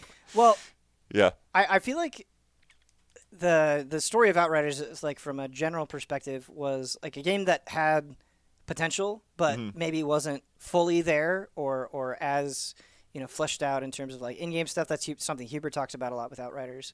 And so I wonder if this could kind of be like a Taken King moment for Outriders, Right. where they've had a lot of time to process what people want, how they're playing the game, because it sounds like just with what you're reporting, there is a ton of stuff. It's not just like one or two things, but they're kind of like fundamentally bolting onto the progression of this game. And this is several beyond ways. the new campaign, right? This is just like a Sure. whole other thing. Yeah. And there is, again, like me bringing back my memories of Returnal, like they said there is like lore stuff in here. Like this area isn't just like an arcade mode. Like it has a purpose that ties into the campaign. It has extra lore to dig into for people that want to do that. They say something like hundreds of hours of things that you can do, which I'm always skeptical of. But there are those players out there that will want to mess around with their build for sure. They do say that the end game stuff is balanced entirely for a 3-player group. So it's like if you go in there solo, which you can do, you're going to be dealing with that kind of extra challenge level because everything's assuming you're going to be playing with a full group. Right. The one treasure chest that he popped open after an encounter had I counted 20 pieces of loot popped out of the one chest in the one room. Oh no. So there's the branching stuff. Sometimes there can be too much loot. Yeah. I love loot. I'm in a loot mood right now, in fact. I kind of want to play this. We might see some pop out right here. We'll see. Nope, they didn't show the loot pop. Damn. Okay. This area looks really cool, and I feel like a very different vibe from the sort of like gray, sludgy, dark greens, browns, grays of what I'm used to in Outriders anyway. Yeah, they said that like you're saying, they're saying that like the map and the encounters are basically static, it's not changing up over and over again. But there are like elite enemies that might appear, and based on like their movesets and stuff, they can change how your environmental hazards and how the room layout like really affects like what you need to do in that situation. Blood, before you started talking, I had negative interest in Outriders. I did not care, but just watching this footage and hearing you talk and how much they're adding, you were hyping me up on Outriders. Yeah, I'm curious. The funny thing, though, that got to me is the sudden realization, the parallel between this and Witchfire, because they're both shooters that then also use like this elemental magic. Yeah. And also, the team making Witchfire are, founded by people that used to be from People Can Fly. Yeah. Yeah, so the PAX, that's the subclass. That's No, the that's a whole new convention. branching thing. PAX is a convention. Dad jokes. Yeah, Blood, it's so funny, like, how things happen in the game industry, right? Because, like Dead Space died, and it's like, man, people really aren't making, like, that kind of third-person space horror anymore. And then suddenly it's like, okay, you're getting 2 Dead Space games, like, back-to-back in the next 12 months. Like, things just kind of collide very quickly. That's funny. Yeah, and there's the Ascension skill stuff there. Blood, I have to say, as, like, somebody who doesn't have any experience with Outriders, right? Or, like, very little. And, I haven't known you to play a bunch of ARPGs. Like, is this overwhelming to the point of intimidation? Like, you'd be scared to jump in now? Or did it seem, like, kind of cool and intriguing? I mean, the intimidating thing is jumping into the demo of the end game of the expansion. Yeah, totally. But I've yeah, I been mean, there. starting out and and working your way up and learning all those systems isn't intimidating. So Cool. I'm a Borderlands fan. I like that's like true. mixing in Yeah, that's true. the loot and the magic and the shooting. The shooting. Yeah, Blood. And there's a lot of different builds to they've got the 4 different classes and stuff, and then with the subclasses, there's just a lot to explore. Let's jump in, dude. Let's jump in. Ben, you got to check out Soul Hackers 2. Yes. So this is like bittersweet.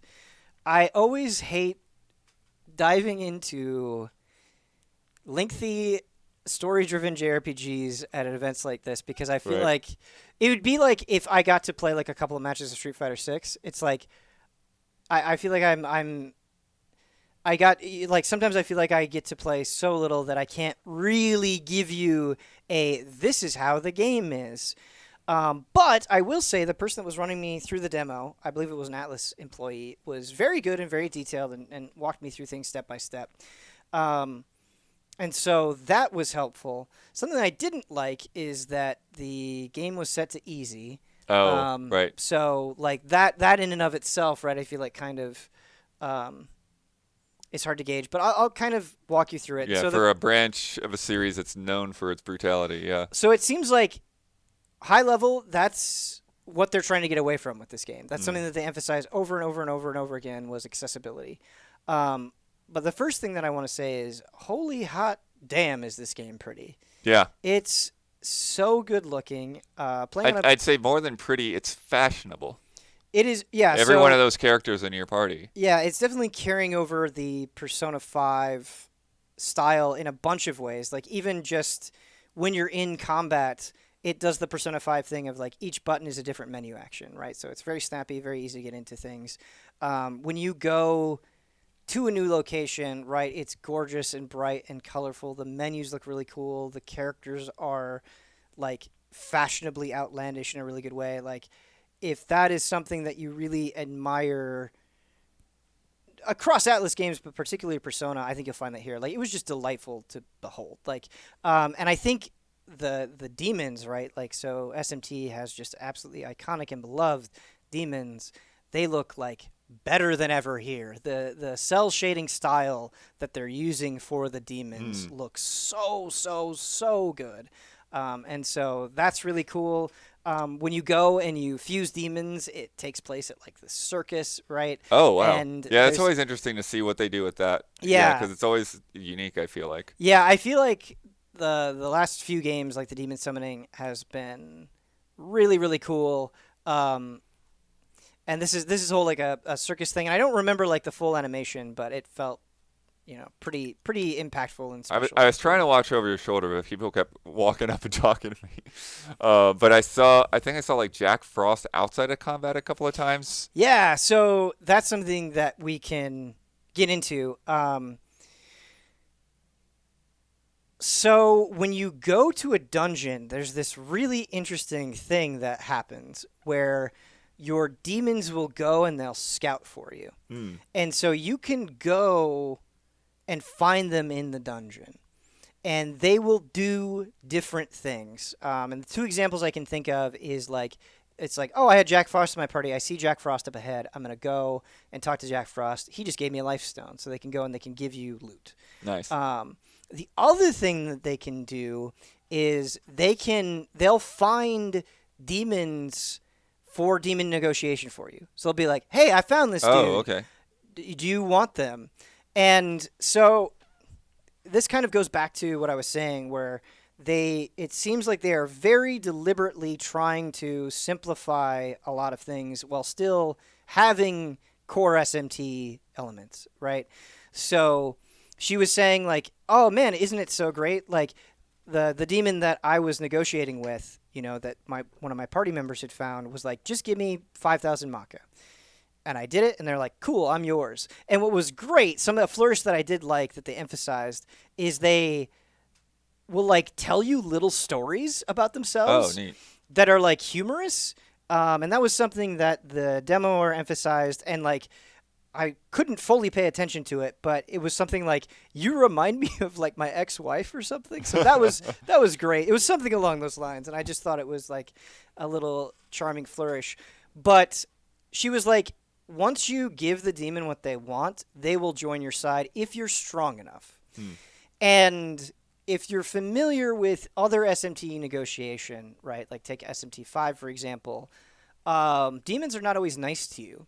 Sometimes they will ask you for a lot of things, and they'll really put a pinch on you, and then they'll run away.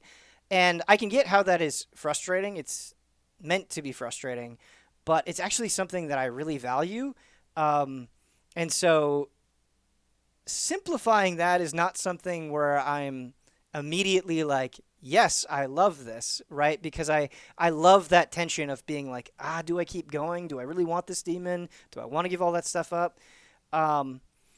So, again, very, very brief slice of this game. Maybe I'll feel differently about it after putting more time in. But like that simplification, I'm kind of like, I don't know. Not a rake, and I have a question. Yeah. So like SMT is more of the just monsters and that stuff, and Yeah. Persona is more of the life stuff. Well, yes, Kind of a mix. So, like, is there romance in this? Is there date? Do you date stuff like Persona, or is it? yeah. Where does this fall?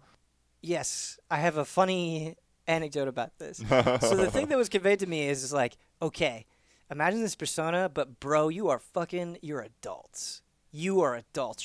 Shit. You're gonna talk about beer and stuff. You're gonna go because like I did not get to experience it fully, and right, Mike, it was hard to like pay attention and absorb every word. But the example that they showed is like you do have. So the way that it works is you have party members, and then you have human party members, and then they can equip demons, which you will summon and use in battle. And so like your party members, right? They'll have their own individual skills. Like somebody had a Tommy gun, right, and they had a gun skill that they could use. But then also like the demon that they had equipped would give them access to like an elemental spell, right? Are there demons that help you pay off loans and taxes and mortgages and stuff and get beers with you since we're adults? I don't know. The adult stuff you talk about is like just shooting the breeze about the weather. Yeah, I gotta take my car to the shop. So, gas prices are so high right now. They're like $7 plus. Yeah, the example of kind of like the social link thing that I was given is I went out for drinks with because the main character is a female, and I went out for drinks with a male counterpart, and you were talking about beer, and he's like, again, I'm paraphrasing. I wasn't fully paying attention. I can't tell you every word that he said, but he's like, I really like cheap beer, and I'm frugal, and you can make decisions. Like you'll get dialogue options for these characters, and something that the demo emphasized is you can't pick a negative option.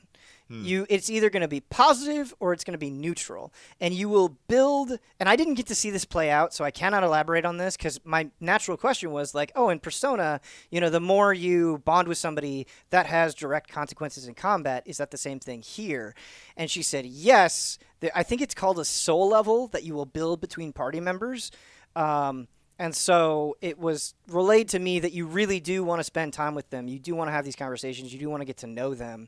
And that's awesome, right? Like, it's cool, just getting a, like, real practical gameplay advantage for investing in these characters. But it's also cool just getting to know them and really fleshing them out. So that part is super exciting to me. But again, it's like these simplifications, man, where it's like... let me piss them off. Like right. What I want to. I feel like that removes. I wonder if that's a difficulty thing. So there are multiple difficulties, and you can switch at any time. Like it'd be cool if on a harder difficulty, it peppers in like riskier things you could say. That was not relayed to me. Yeah. But again, so like I think this is like. It has those elements from past Atlas games, but is making them more accessible. And I think this, like, if you've never played SMT, you've never played Persona, this sounds like it might be, like, the perfect game for you to jump in. It seems like it might be deliberately designed to be that kind of game for you. What else? Oh! Okay, combat. We didn't talk about combat at all. So it does not have the like typical SMT press turn system, where if you're not familiar with that, if you exploit an enemy's weakness, you get additional attacks, right? You get additional actions. But if an enemy exploits your weaknesses, they get additional attacks, right? So it's kind of this you want to push the offense in the right way, but you also want to make sure you're properly defended based on what you're fighting. She said, because I was like, is there a press turn system in this? And she's like, no, we actually wanted to make it simpler. So what it is it's something called the stack. So when you exploit an enemy weakness, your stack grows, and it gets it's bigger. So it's a numerical value. It goes like you hit a weakness, you get 1 stack. You hit another weakness, you get 2 stack. So your goal is in any given combat turn, you want to get that number as big as possible, because at the end of your turn, you'll do a big like super move essentially, and the bigger your number, the more damage that you'll do. And I was like, do enemies get that as well? And she was like, yes, but it seems like, or the way that it was relayed to me made me feel like they can't exploit it as much as you can. So it seems like you definitely have the advantage there. Again, I don't know for sure. And then I asked, are there moves that can increase the stack by more than 1? And she said, yes. Actually, Isla, if you pause really quickly here, it like these menus, it goes by so fast. I wish we had more footage, but you can kind of see what I'm talking about in terms of presentation and just the stylishness of the menus and everything. She said yes, that there were moves that could increase the stack by more than 1, but I didn't get to see any examples of that. But like Persona or like SMT, you can equip different demons, right? And then those different demons will not only give you different moves, but they'll change what you are weak to and what you're resistant to and what you're immune to and so on and so forth. Rebirth wants to know if you think they have to play previous titles before this one, the first one before this one. There's only one other, well... Yeah. Yeah, there's a Soul Hackers on 3DS. I believe that's the only one. I could be wrong on that, but no. So, like...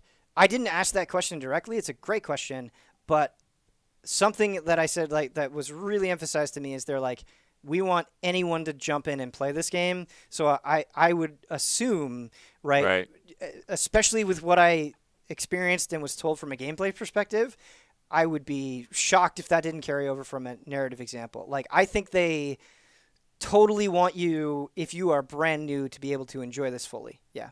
Nice. Maybe you already talked about it when we talked about the companion stuff, but did you see that hideout at all? Did they get into that? They did talk about a hideout, or it's interesting because, like, at any time you can just, like, hit a button and you have a map, right? And then there were, like, so many points that you could go there, and, like, different points had different things. So it's like, oh, go here for the accessory shop, and you just go to the accessory shop and, you know, you buy whatever you want. She like mentioned a hideout similar to Persona, but I don't know if she was just talking about like these individual locations and like the services they could provide, or if you will actually have a hideout. I'm not sure on that. Yeah, because just from this reveal, this seems like super hideouty, right? Yeah. So I think that would make sense as like your band of demon summoners, like having a place to kind of like plan and hang out. Yeah, that would totally make sense. Nice. Yeah, it's looking good. Yeah. I think the only thing, and this could just because I'm coming off of SMT5, and like Isla can relate to this as well, where like SMT5 was like immaculate because it was like so deliciously complex. Yeah. And like that complexity was really fun to figure out. This seems like it's purposefully trying to go in the opposite direction, and so while I definitely think there's an audience for that, I wonder how I'll feel, and like I think it's cool that there are multiple difficulties that you can switch between. So I'll have to see, but I hope it's not too simplified. We'll have to see. Red Sky has informed that there was the original game and 2 mobile games of Soul Hackers. I don't think those mobile games ever came out over here, though. Those mobile games. Because the original game came out on Saturn, but we didn't get it until the 3DS in like 2011. So. If Kate Bush were a demon, what kind would she be, do you think? If Kate Bush were a demon, what kind of demon would she be? Great question. I would imagine she would be like a divine type of demon, like some sort of like angel, or like a shapeshifter, because then she could swap places with people. We've been talking about Kate Bush off and on for this chat for like an hour. Another game that I just jumped into because, well, let me do what I can do right now. Yeah. Power Wash Simulator. Dude, I have no idea what to expect. I got some education. These guys are jolly. These guys are like having just such a fun time making this game. They actually had like a bucket of dirty water or something there at the. I don't know what they were doing with that. They were like, "Do you want to try the hands-on with the?" I'm like, "No, that's okay." I don't know what you're doing over there, but I played the game itself a little bit, and I didn't because everyone was talking about this last year, and I didn't realize was in early access, and so like the actual like 1.0 is coming up next month in July, and it's coming out PC and Xbox, and in some ways it is exactly what you think it is, and then in other ways it's just like there's more to it than you might think, and yeah, you're basically going around power washing things, but you've got a bunch of different nozzles, so you can go for like the high power spray and get like a really clean line, but it's pinpoint. It's like a laser focused on one tiny spot, or you can get different widths, and so you can spray a larger area, but it might not be as thorough. I just can't believe that you're just saying this. You know what I mean? Yeah, I did not have Power Wash Simulator on the bingo card for this. They also, so and then there's also the extensions that will allow you to, like, they called it like a sniper rifle, which was amazing. So like something that's like really high up, you can put an extension on and spray there, but you can't get things that are up close because then you like would basically just whack into it. And yeah, one of the things that they said was like a focus is to make an object just as grimy as possible before you wash it, and then afterwards, like, it just be like super colorful. Yeah, there's the laser spray release the pressure. And then they had 2 levels there. I only played one of them, but they had a mini golf castle and a gnome fountain, and so I was spraying down the mini golf castle, and it was cool because there's certain things. What's really funny is the surrounding area is so bright and so clean. I'm sorry to interrupt you, but Isla just put on Kate Bush. Yeah. Don't do that. We don't know I how much of this we I can hate show. it. I hate it. But and then just like the mini golf area is just completely covered in filth. But they say that like sometimes there will be kind of like silly stories behind like why this thing got covered. And so they're definitely having a lot of fun with it. And I was like just spraying off this castle, and it's just and then it's such a silly like OCD sort of thing. Yeah. To just suddenly have like some really bright, colorful thing come out underneath, or at times it'll be so grimy that you don't really even know what you're looking at first. And so I was spraying off this dragon on the mini golf course, and they're like, "Oh, yep, that's not a hole that you." It's like basically like there's a slide coming out of its butt. I'm like, what's going on here? Because it was like again mini golf, and Yeah. so I guess Yeah, you would right. like shoot a ball into Yeah. the dragon's mouth, Yeah, and then and it would it'll come come out out the other- the yeah. backside. But you're just pressure washing, and then all of a sudden like, oh, there's a hole there. Not realizing what you're doing. Dude with my spaghetti has just been sitting down the street Uh-oh. for like 10 minutes. Spaghetti, get here. What is my damn spaghetti? There's a 2-player co-op for the campaign, and then I guess after you finish a mission, you can do like a 6-player free play. They've also just more recently they've added a toggle, so I guess it'll help some people that have motion sickness issues. So you like click up on the D-pad. Dude, my wife, oh my God, she cannot watch any first-person gameplay at all. This is, yes. So yes. so basically, it's always worse when you're watching someone else too. It never Sure. bothers me, ever. Yeah. Rich Brown has that problem too. Oh. It's almost, I think, like Killzone maybe. There's very few first-person games he could play. Every once in a while, one would pop up that he could play fine. But what this does is it decouples the camera from the aiming. So you can move the camera, but you can also just aim, and the camera won't move, and you can just spray down where you're spraying. And yeah, there's some kind of like there's some silly progression where you go from like just kind of things that seem basic and normal, and then as you get further through the campaign, kind of wackier things happen. And then there's also sort of like a story through like text messaging or whatever that you can dig into if you wish. Blood, I'm worried that like you're gonna end this presentation and you're gonna be like, actually, I'm just kidding. This doesn't exist. But yeah, I mean, as their trailer shows, a lot of streamers Yeah. and stuff, like people have definitely gotten into this. It's. Yeah. I want to try. Like, I'm kind of curious. I don't know. I'm just amazed that it exists. I'm Yeah. just amazed. There are hidden gnomes in levels, so nice. finding the gnomes is another like kind of like side objective Nice. to just cleaning up. I want to talk to the people that made this and be like, You how can did do this that happen? tomorrow. Oh, okay. Yeah, those guys are very open and willing to talk. Cool. And if there's nobody at the station, you might be able to sit down and You- play a little bit. Would they be offended if I just came up to them and I said why? Like, would they be okay with that?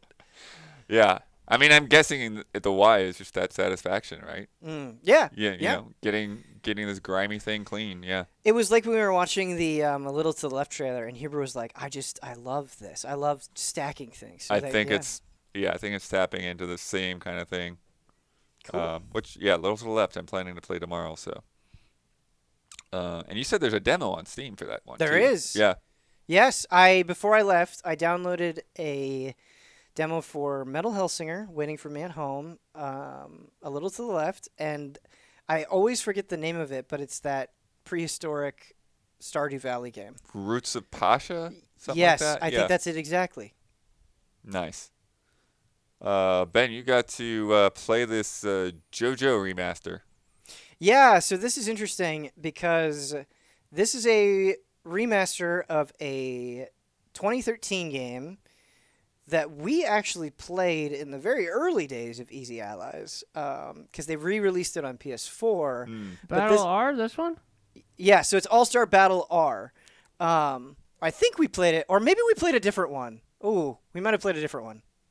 Actually, we might have played a different JoJo game. But this is a remaster of a game that originally came out in 2013, and they had 4 characters playable. They had Jonathan, Jotaro, Jolene, and Dio. And I wasn't sure what to think. You know, I kind of went in with low expectations. It's like, oh, you know, they're remaking an old game, and like, I don't really like the sort of the anime arena brawlers that they make. Like, they just never click with me. I would much rather play a full-on fighting game.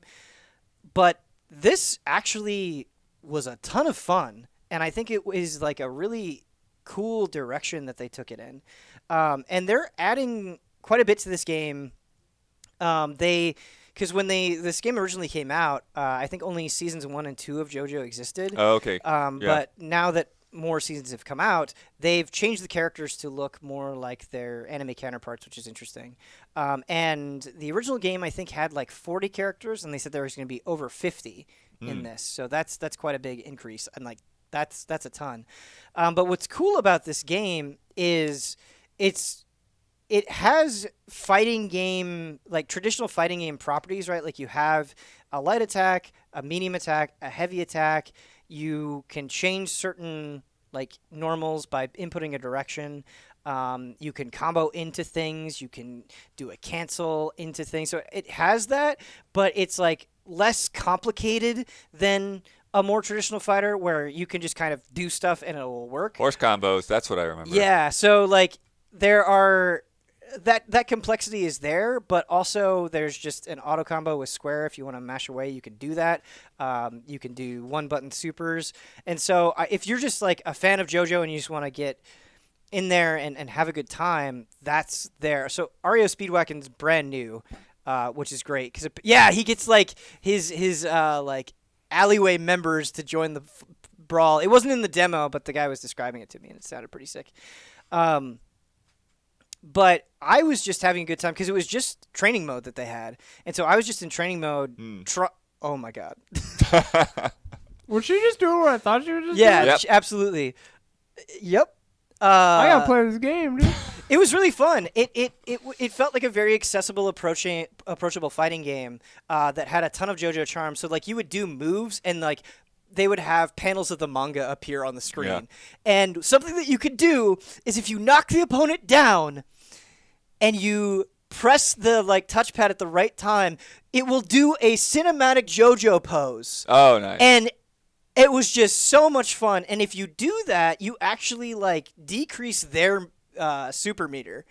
And it was just it just feels like it really gets the zaniness, the over the topness of JoJo. I feel like the look is spectacular and really spot on with JoJo. This seems like a prime candidate for a Supers Tuesday.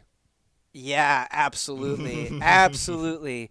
Something that they added is 50 characters? That's 2 hours. there weren't assists before in the game, and so now you can pick in a character and they will have an assist move that you can incorporate into your gameplay, which is really, really cool. All right, let's try to find that one specific spot. Chat keeps asking. A few people missed it. I'm trying to find it. Oh, gosh. It's ridiculous. But yeah, this was something that I didn't really have any expectations for. I had a ton of fun. There was more depth than It's in here somewhere. It'll happen.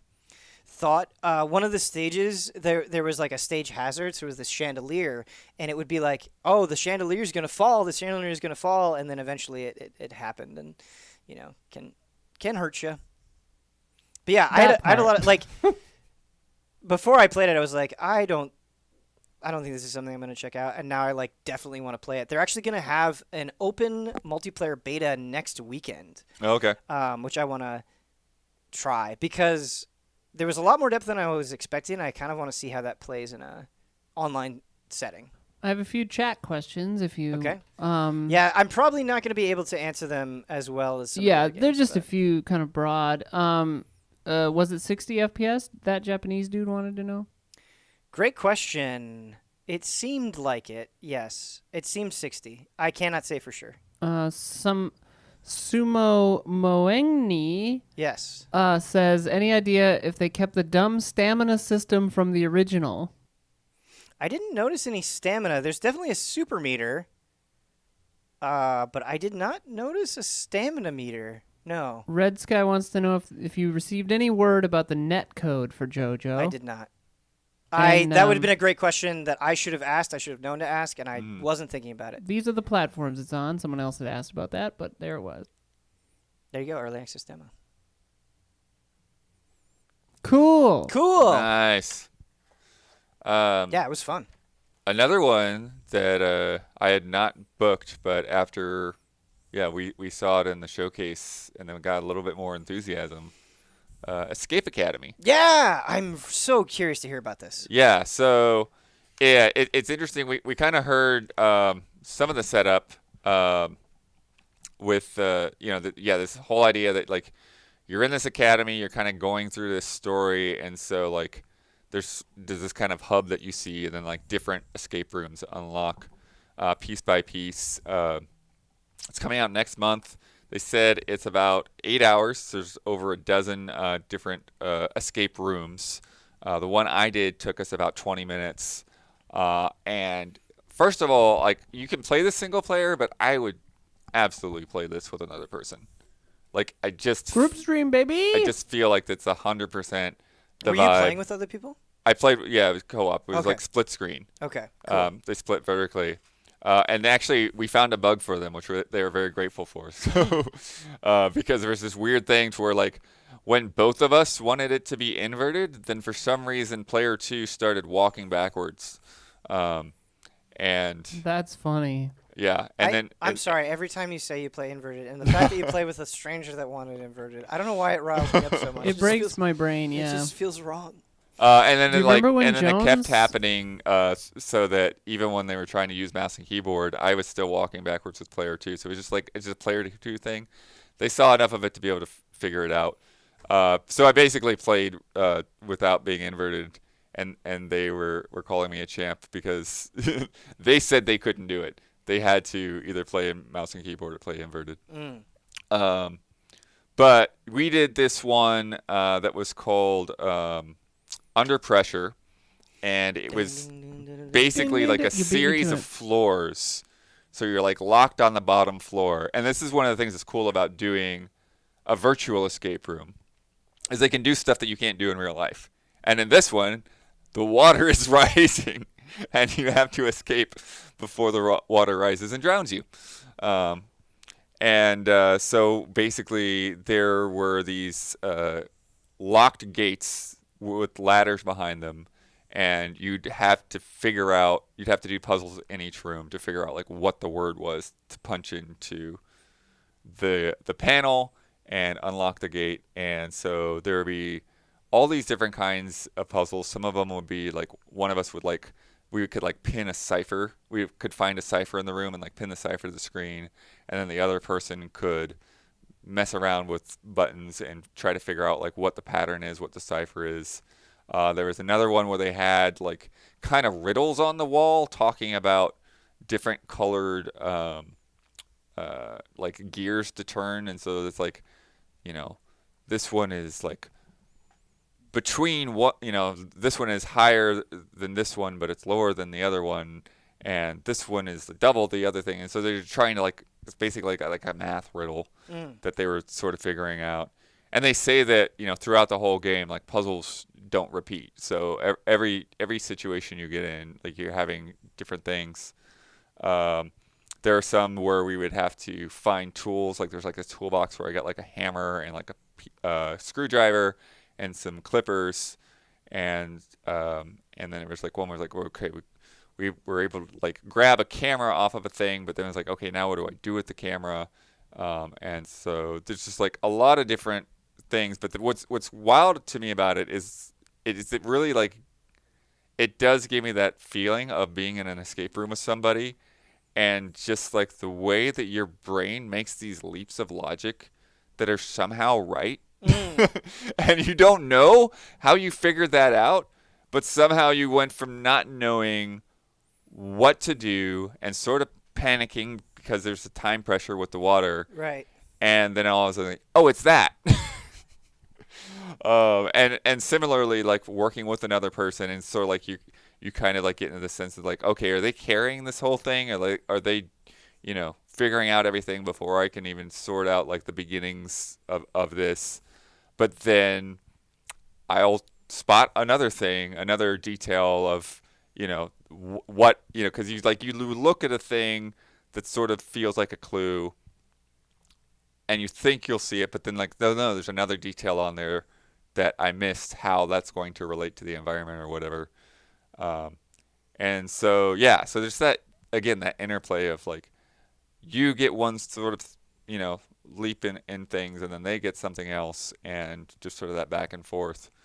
And I just played one room, and it's, be very interesting to see, like, again, how that plays out over like a full campaign, and the variety, I think, will be the main thing to really like sell this, or not, right?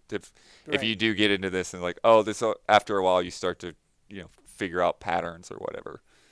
Yeah, I think that's sort of a concern that I have, and I feel like I'm not much of a puzzle gamer anyway, right. But I worry that like I would get burned out very quickly, where like I would do a couple of these and then be over it.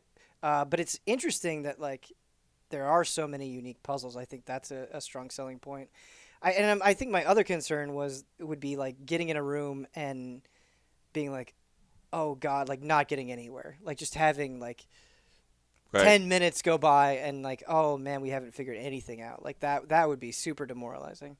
Yeah. But What's sounds interesting like is that those things that you say is, I don't remember as a developer that I was talking to or somebody else that I was talking to afterwards. But somebody was saying is like, that like a lot of times like that's basically how everyone feels. Everyone feels that they're not good at this. Everyone feels Sure. afraid that they're just gonna blow the whole thing. And yet you get people in the room and like they just have these different backgrounds, and all of a sudden it starts piecing together. So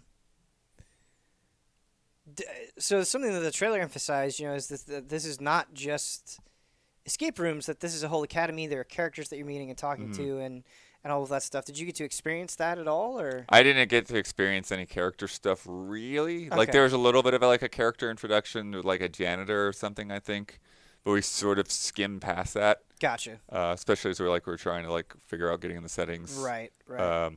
We did get like a good rank, so that was nice. Nice. We got through it fairly Make quickly. an easy A proud. Yeah, I like that. yeah, because they're saying like a lot of people got C ranks, and I think we got an A rank on it. Nice. Damn. Give it up. So good stuff. Yeah, this is something, Blood, that like I really, really, really want to stream this with you guys. Yeah. Yeah.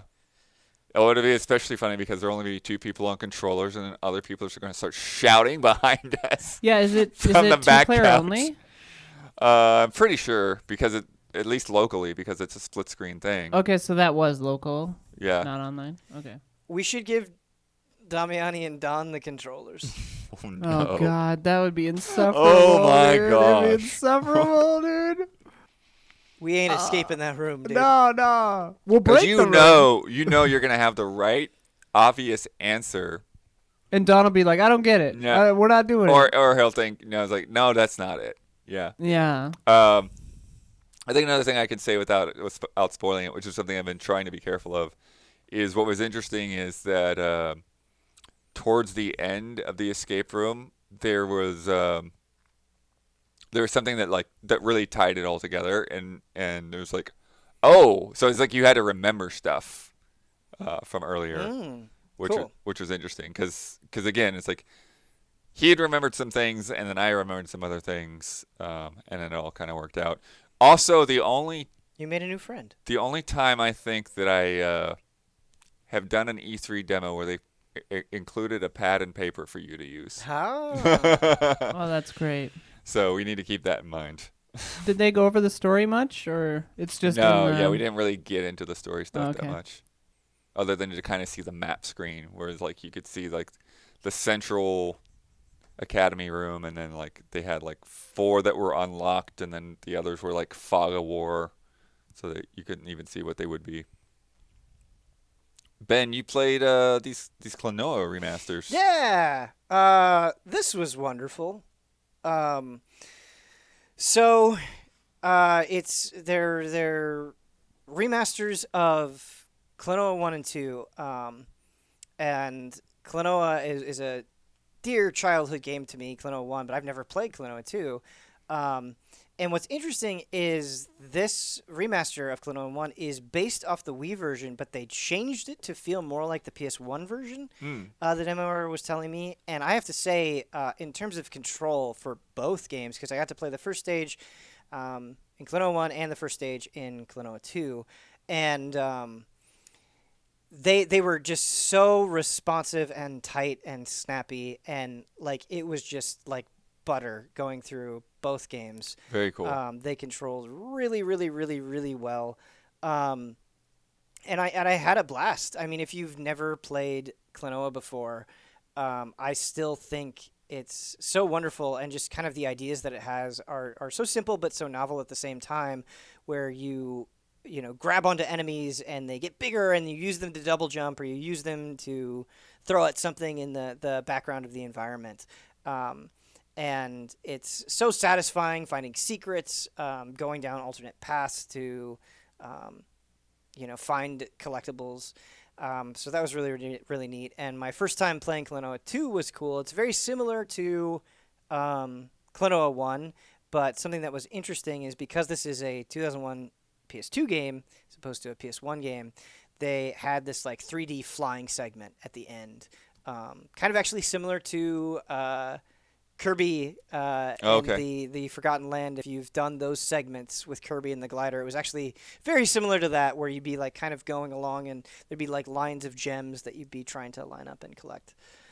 But yeah, had a great time. Not really sure what else there is to say about that. My one kind of downer, and I don't know if this is just me being too precious or nostalgic, but while I liked the 3D, and I certainly think it has the charm of the character designs, and the colors are certainly vibrant, there's something I miss about the old PS1 style. I don't know. It's just there's just something It's just about too the many old pixels. look that I think kind of has this like almost retro-y charm that kind of goes with this style of game. And I think the other thing is like Klonoa 1 and 2 in this remaster are like kind of indistinguishable visually. They kind of just sure. look like You don't the same see like thing. a progression. Yeah. Right, yeah, you don't feel the progression in the same way. So that was interesting as well. But yeah, I had a great time. Cool. I want to like breeze through both of They these. blurred out whatever that guy said. That was funny. Oh, they're blurring out Japanese text. They don't want anyone to get confused. I love the Pac-Man on his hat too. Yeah.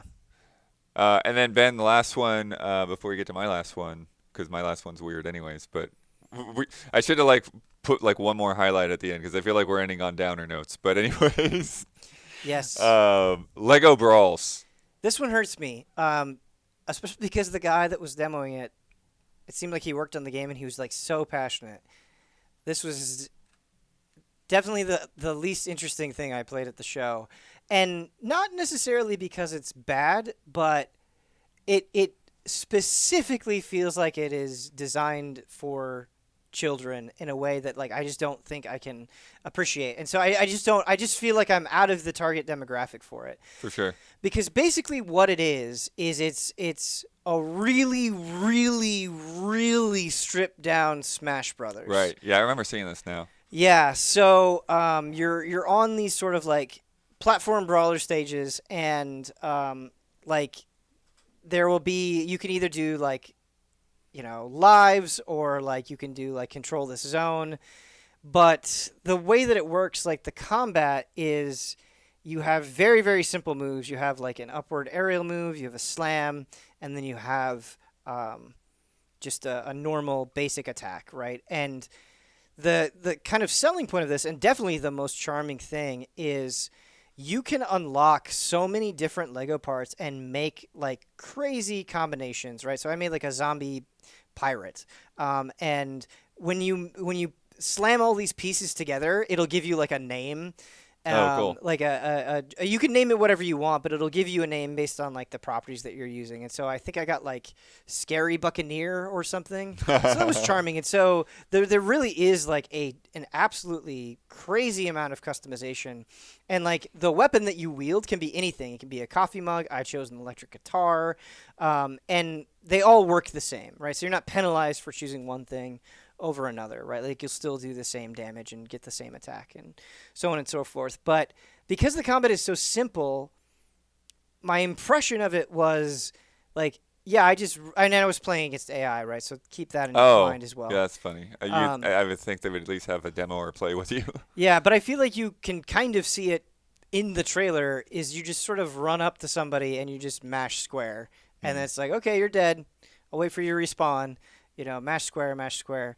Now, the thing that does kind of separate it is there are these like Mario Kart boxes on the stage, and you'll break a box and you'll get one of your special items. And so you have a loadout and you can equip all sorts of different level 1 specials, all sorts of different level 2 specials, all sorts of different level 3 specials. And you're more likely to get to level 1 than the level 2, than the level 3, and so on and so forth. But like, you know, level 1 will be like a jetpack, and it'll shoot you up into the air, or you'll get like a motorcycle or like a dinosaur, and it will just do like an attack, or like there was a sarcophagus where it would protect me and siphon the life off from other people. And so it is kind of neat that like everybody can come into a match and you don't know, you know, what their special weapons are going to be and what effects they're going to have. So that does add some depth and complexity. But even with that, right, and I didn't play much and I was going against AI, there just wasn't enough meat on the bones to appreciate. And that might just be because like I had spent like 3 hours playing Street Fighter 6, right? So I'm coming off of that where, you know, the depth seemed limitless, and here it was like, yep, this is definitely this game. This is all there is to it. And it felt like something, right, that you would get like a bunch of elementary school kids that were, you know, maybe new to games and loved Legos, and you get them to play it, and they would just have fun, you know, just mashing buttons and beating each other up. That definitely seems what it was designed for, but there wasn't enough there for me to really be like, wow, I want to play more of this. For sure. And then my last one, kind of a weird one, but also I was curious. I got to check out the Samsung Gaming Hub Yeah. because Samsung basically Yeah, provided all the yeah, TVs and yeah, stuff there. yeah. But they just announced this as well, and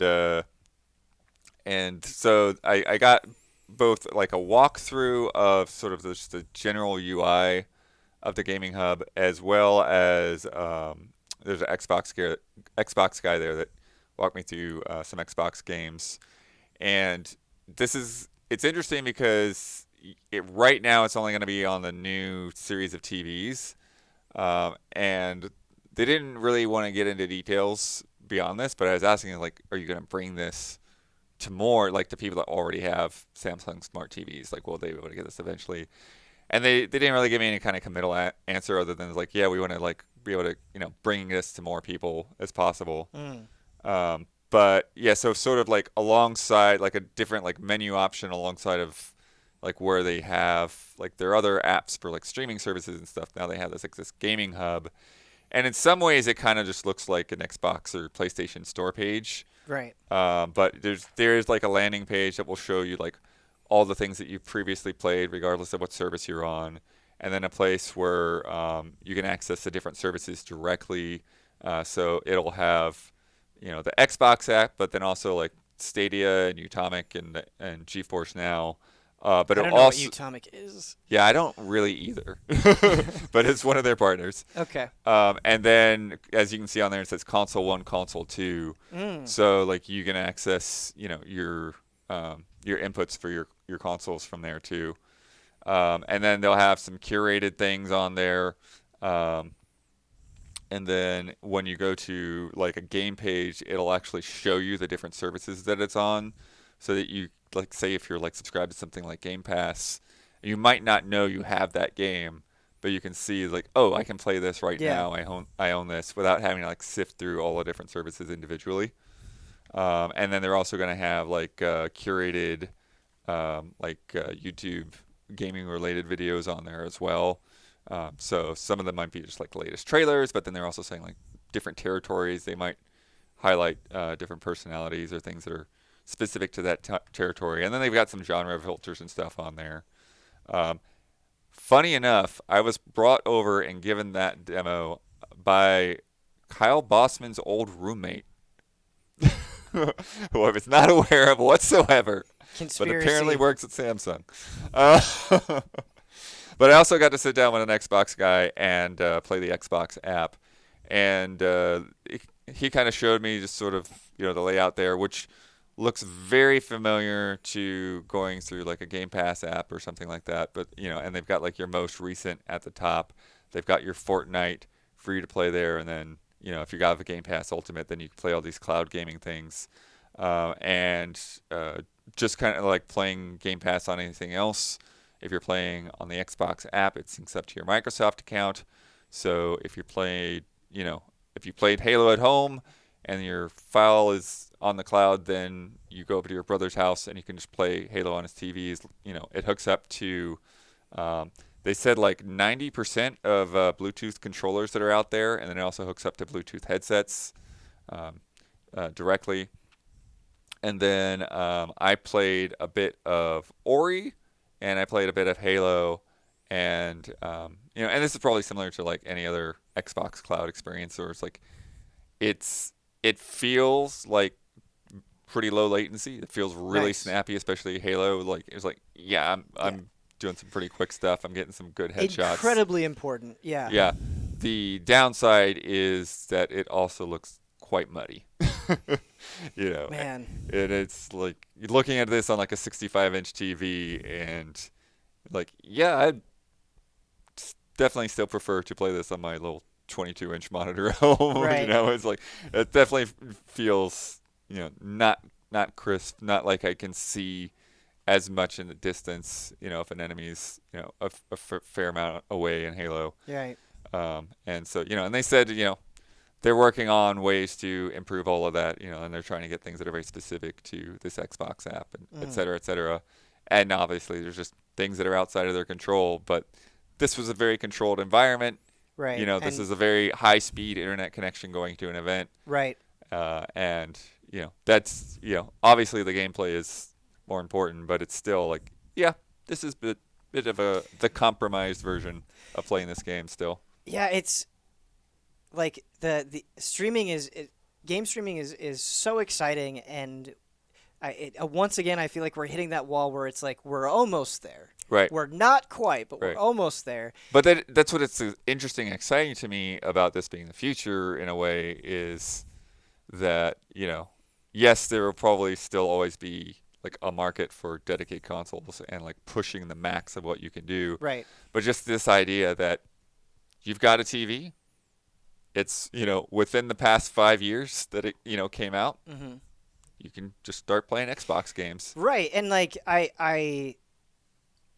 I think that is so fascinating because for us where we have PCs and we have phones and we have Xboxes, we have plenty of ways to access these games, but there has to be this huge market of people that is looking for a new TV, maybe hasn't made the jump or is not an Xbox gamer, and this is a way to Yeah. dip their toe into that world in such a fascinating way, and having all of those services available.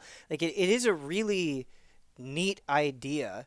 And I like sort of this play anywhere at any time mentality, because I feel like kind of right now, like on the phone, it's sort of like I have all my awesome PC and console games at home, and then when I just have my phone, I have my phone games, and those are okay, but they're not, Right. the same caliber in a lot of instances as my home stuff. And if we can move away from that, where it's like, Yeah. and the Switch is a perfect example of that, where it's like, oh, I get to just keep going in that thing I was already progressing in. That's really exciting. Yeah, and it's interesting too because it definitely sounds like on both sides of it, like they're not really wanting to limit themselves, right? Like they're not talking about these things yet, but it sounds like on the Xbox side of it, it's like, yeah, they probably do want to get to other TVs, right? And it's probably on the Samsung side of it, they probably want to get whatever partners they can, because the Right. more apps that they have to feed into that, then the better Imagine- it is for them. Because you can already do this on PC, but the PlayStation Now icon right next to the Right. Xbox icon, yeah. Right, but Sony makes TVs. Right. So that's a great point. That's a great point. An interesting limitation on their Right. part. Towards like, corporate going to want a PlayStation app on a Samsung TV? Are they going to care? Right. They kind of are moving towards multi-platform right now, so maybe Right. they don't. Yeah. But they also want to sell their TVs. Right. I don't know. I have to wonder what is more valuable, because it does seem like they are embracing multi-platform more, and it just seems like that's kind of where this industry is heading, is placing a great value on being everywhere, or as many places as you can, and monetizing as many places as you can. So, Yeah. Very interesting. It's one of these things, Blood, like this gaming hub, where it's like, this is cool. I'm really interested in seeing the next iteration. You know what I mean? Oh, sure. Right, like in the future, Yeah. the 2.0 version of this. Yeah, and they didn't get into it, but the press release I talked about, some other features, for the TV where they do different processing and low latency stuff to really benefit gaming. And I don't know how different that is from just the old school game mode. It may just be again, kind of a PR speak, but I'm sure it's something that they're constantly improving regardless. Yeah, I think another concern that I would have, investing in something like this, is I'm not exactly sure what the future of Stadia and whatever Utemic is and GeForce Now is going to be. Obviously, I feel more confident in Xbox. Yeah. But I think that GeForce probably will continue to mess around with that, but yeah, the other two seem like, I don't know a thing about Atomic, but I don't think Right. Stadia is going to be hanging around forever. Right, and so that's the thing, is you when you would spend a lot of money on a TV, it's something that you want to last for years and years, and it would be a huge bummer if oh man, one of the things that I was supported on this TV just no longer exists, Right.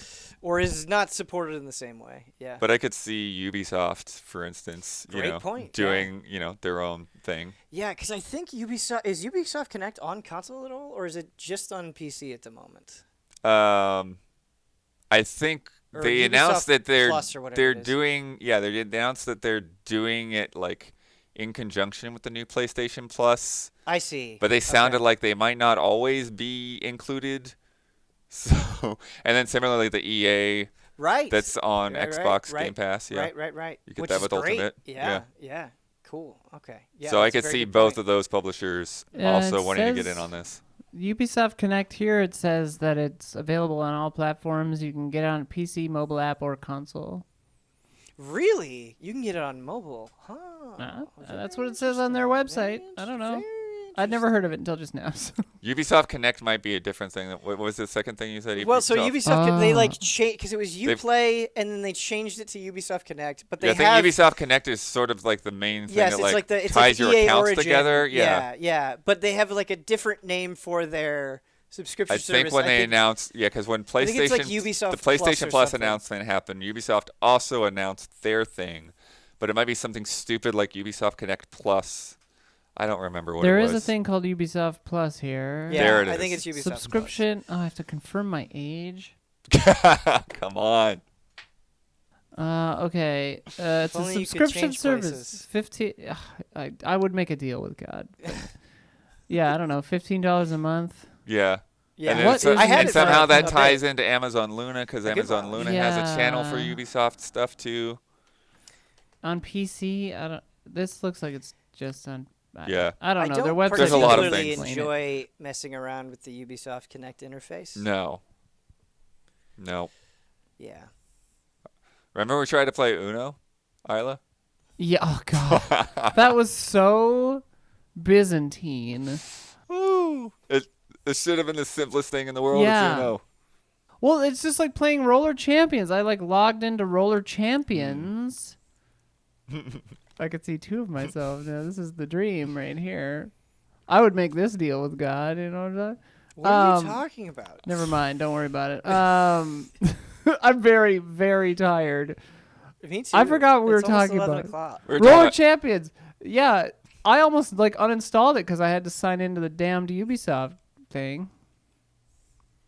I'm very tired. Very tired. We'll wrap it up. So we've got one more day at the show. We're actually going to see more appointments tomorrow, but nothing is probably going to like get the Street Fighter 6 treatment. I don't think. But I'm gonna play more Street Fighter stuff. And then before that, though, tomorrow morning, afternoon-ish, Isla and I think Damiani Yeah. are going to be reacting to the Future Games Show and Wholesome Games, right? Is the other one? Yes. At let me get the times. 9:30. Oh, no. I'm sorry. 9:30. Ah, God. Bloodworth. All right. So We're getting out of here. 9:30 a.m. Damiani and I, because Brad's got the COVID, not from me, we'll be here, just the two of us. We can make it if we try. Reacting to Wholesome Direct and then the Future Games Show.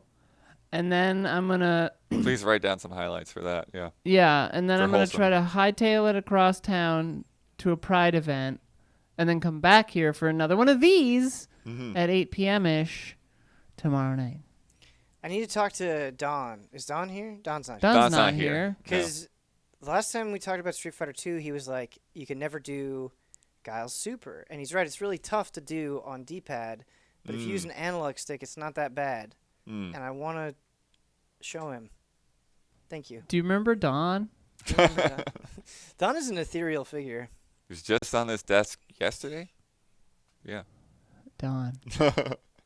All right. Thank you, everybody. We'll see you tomorrow. Bye.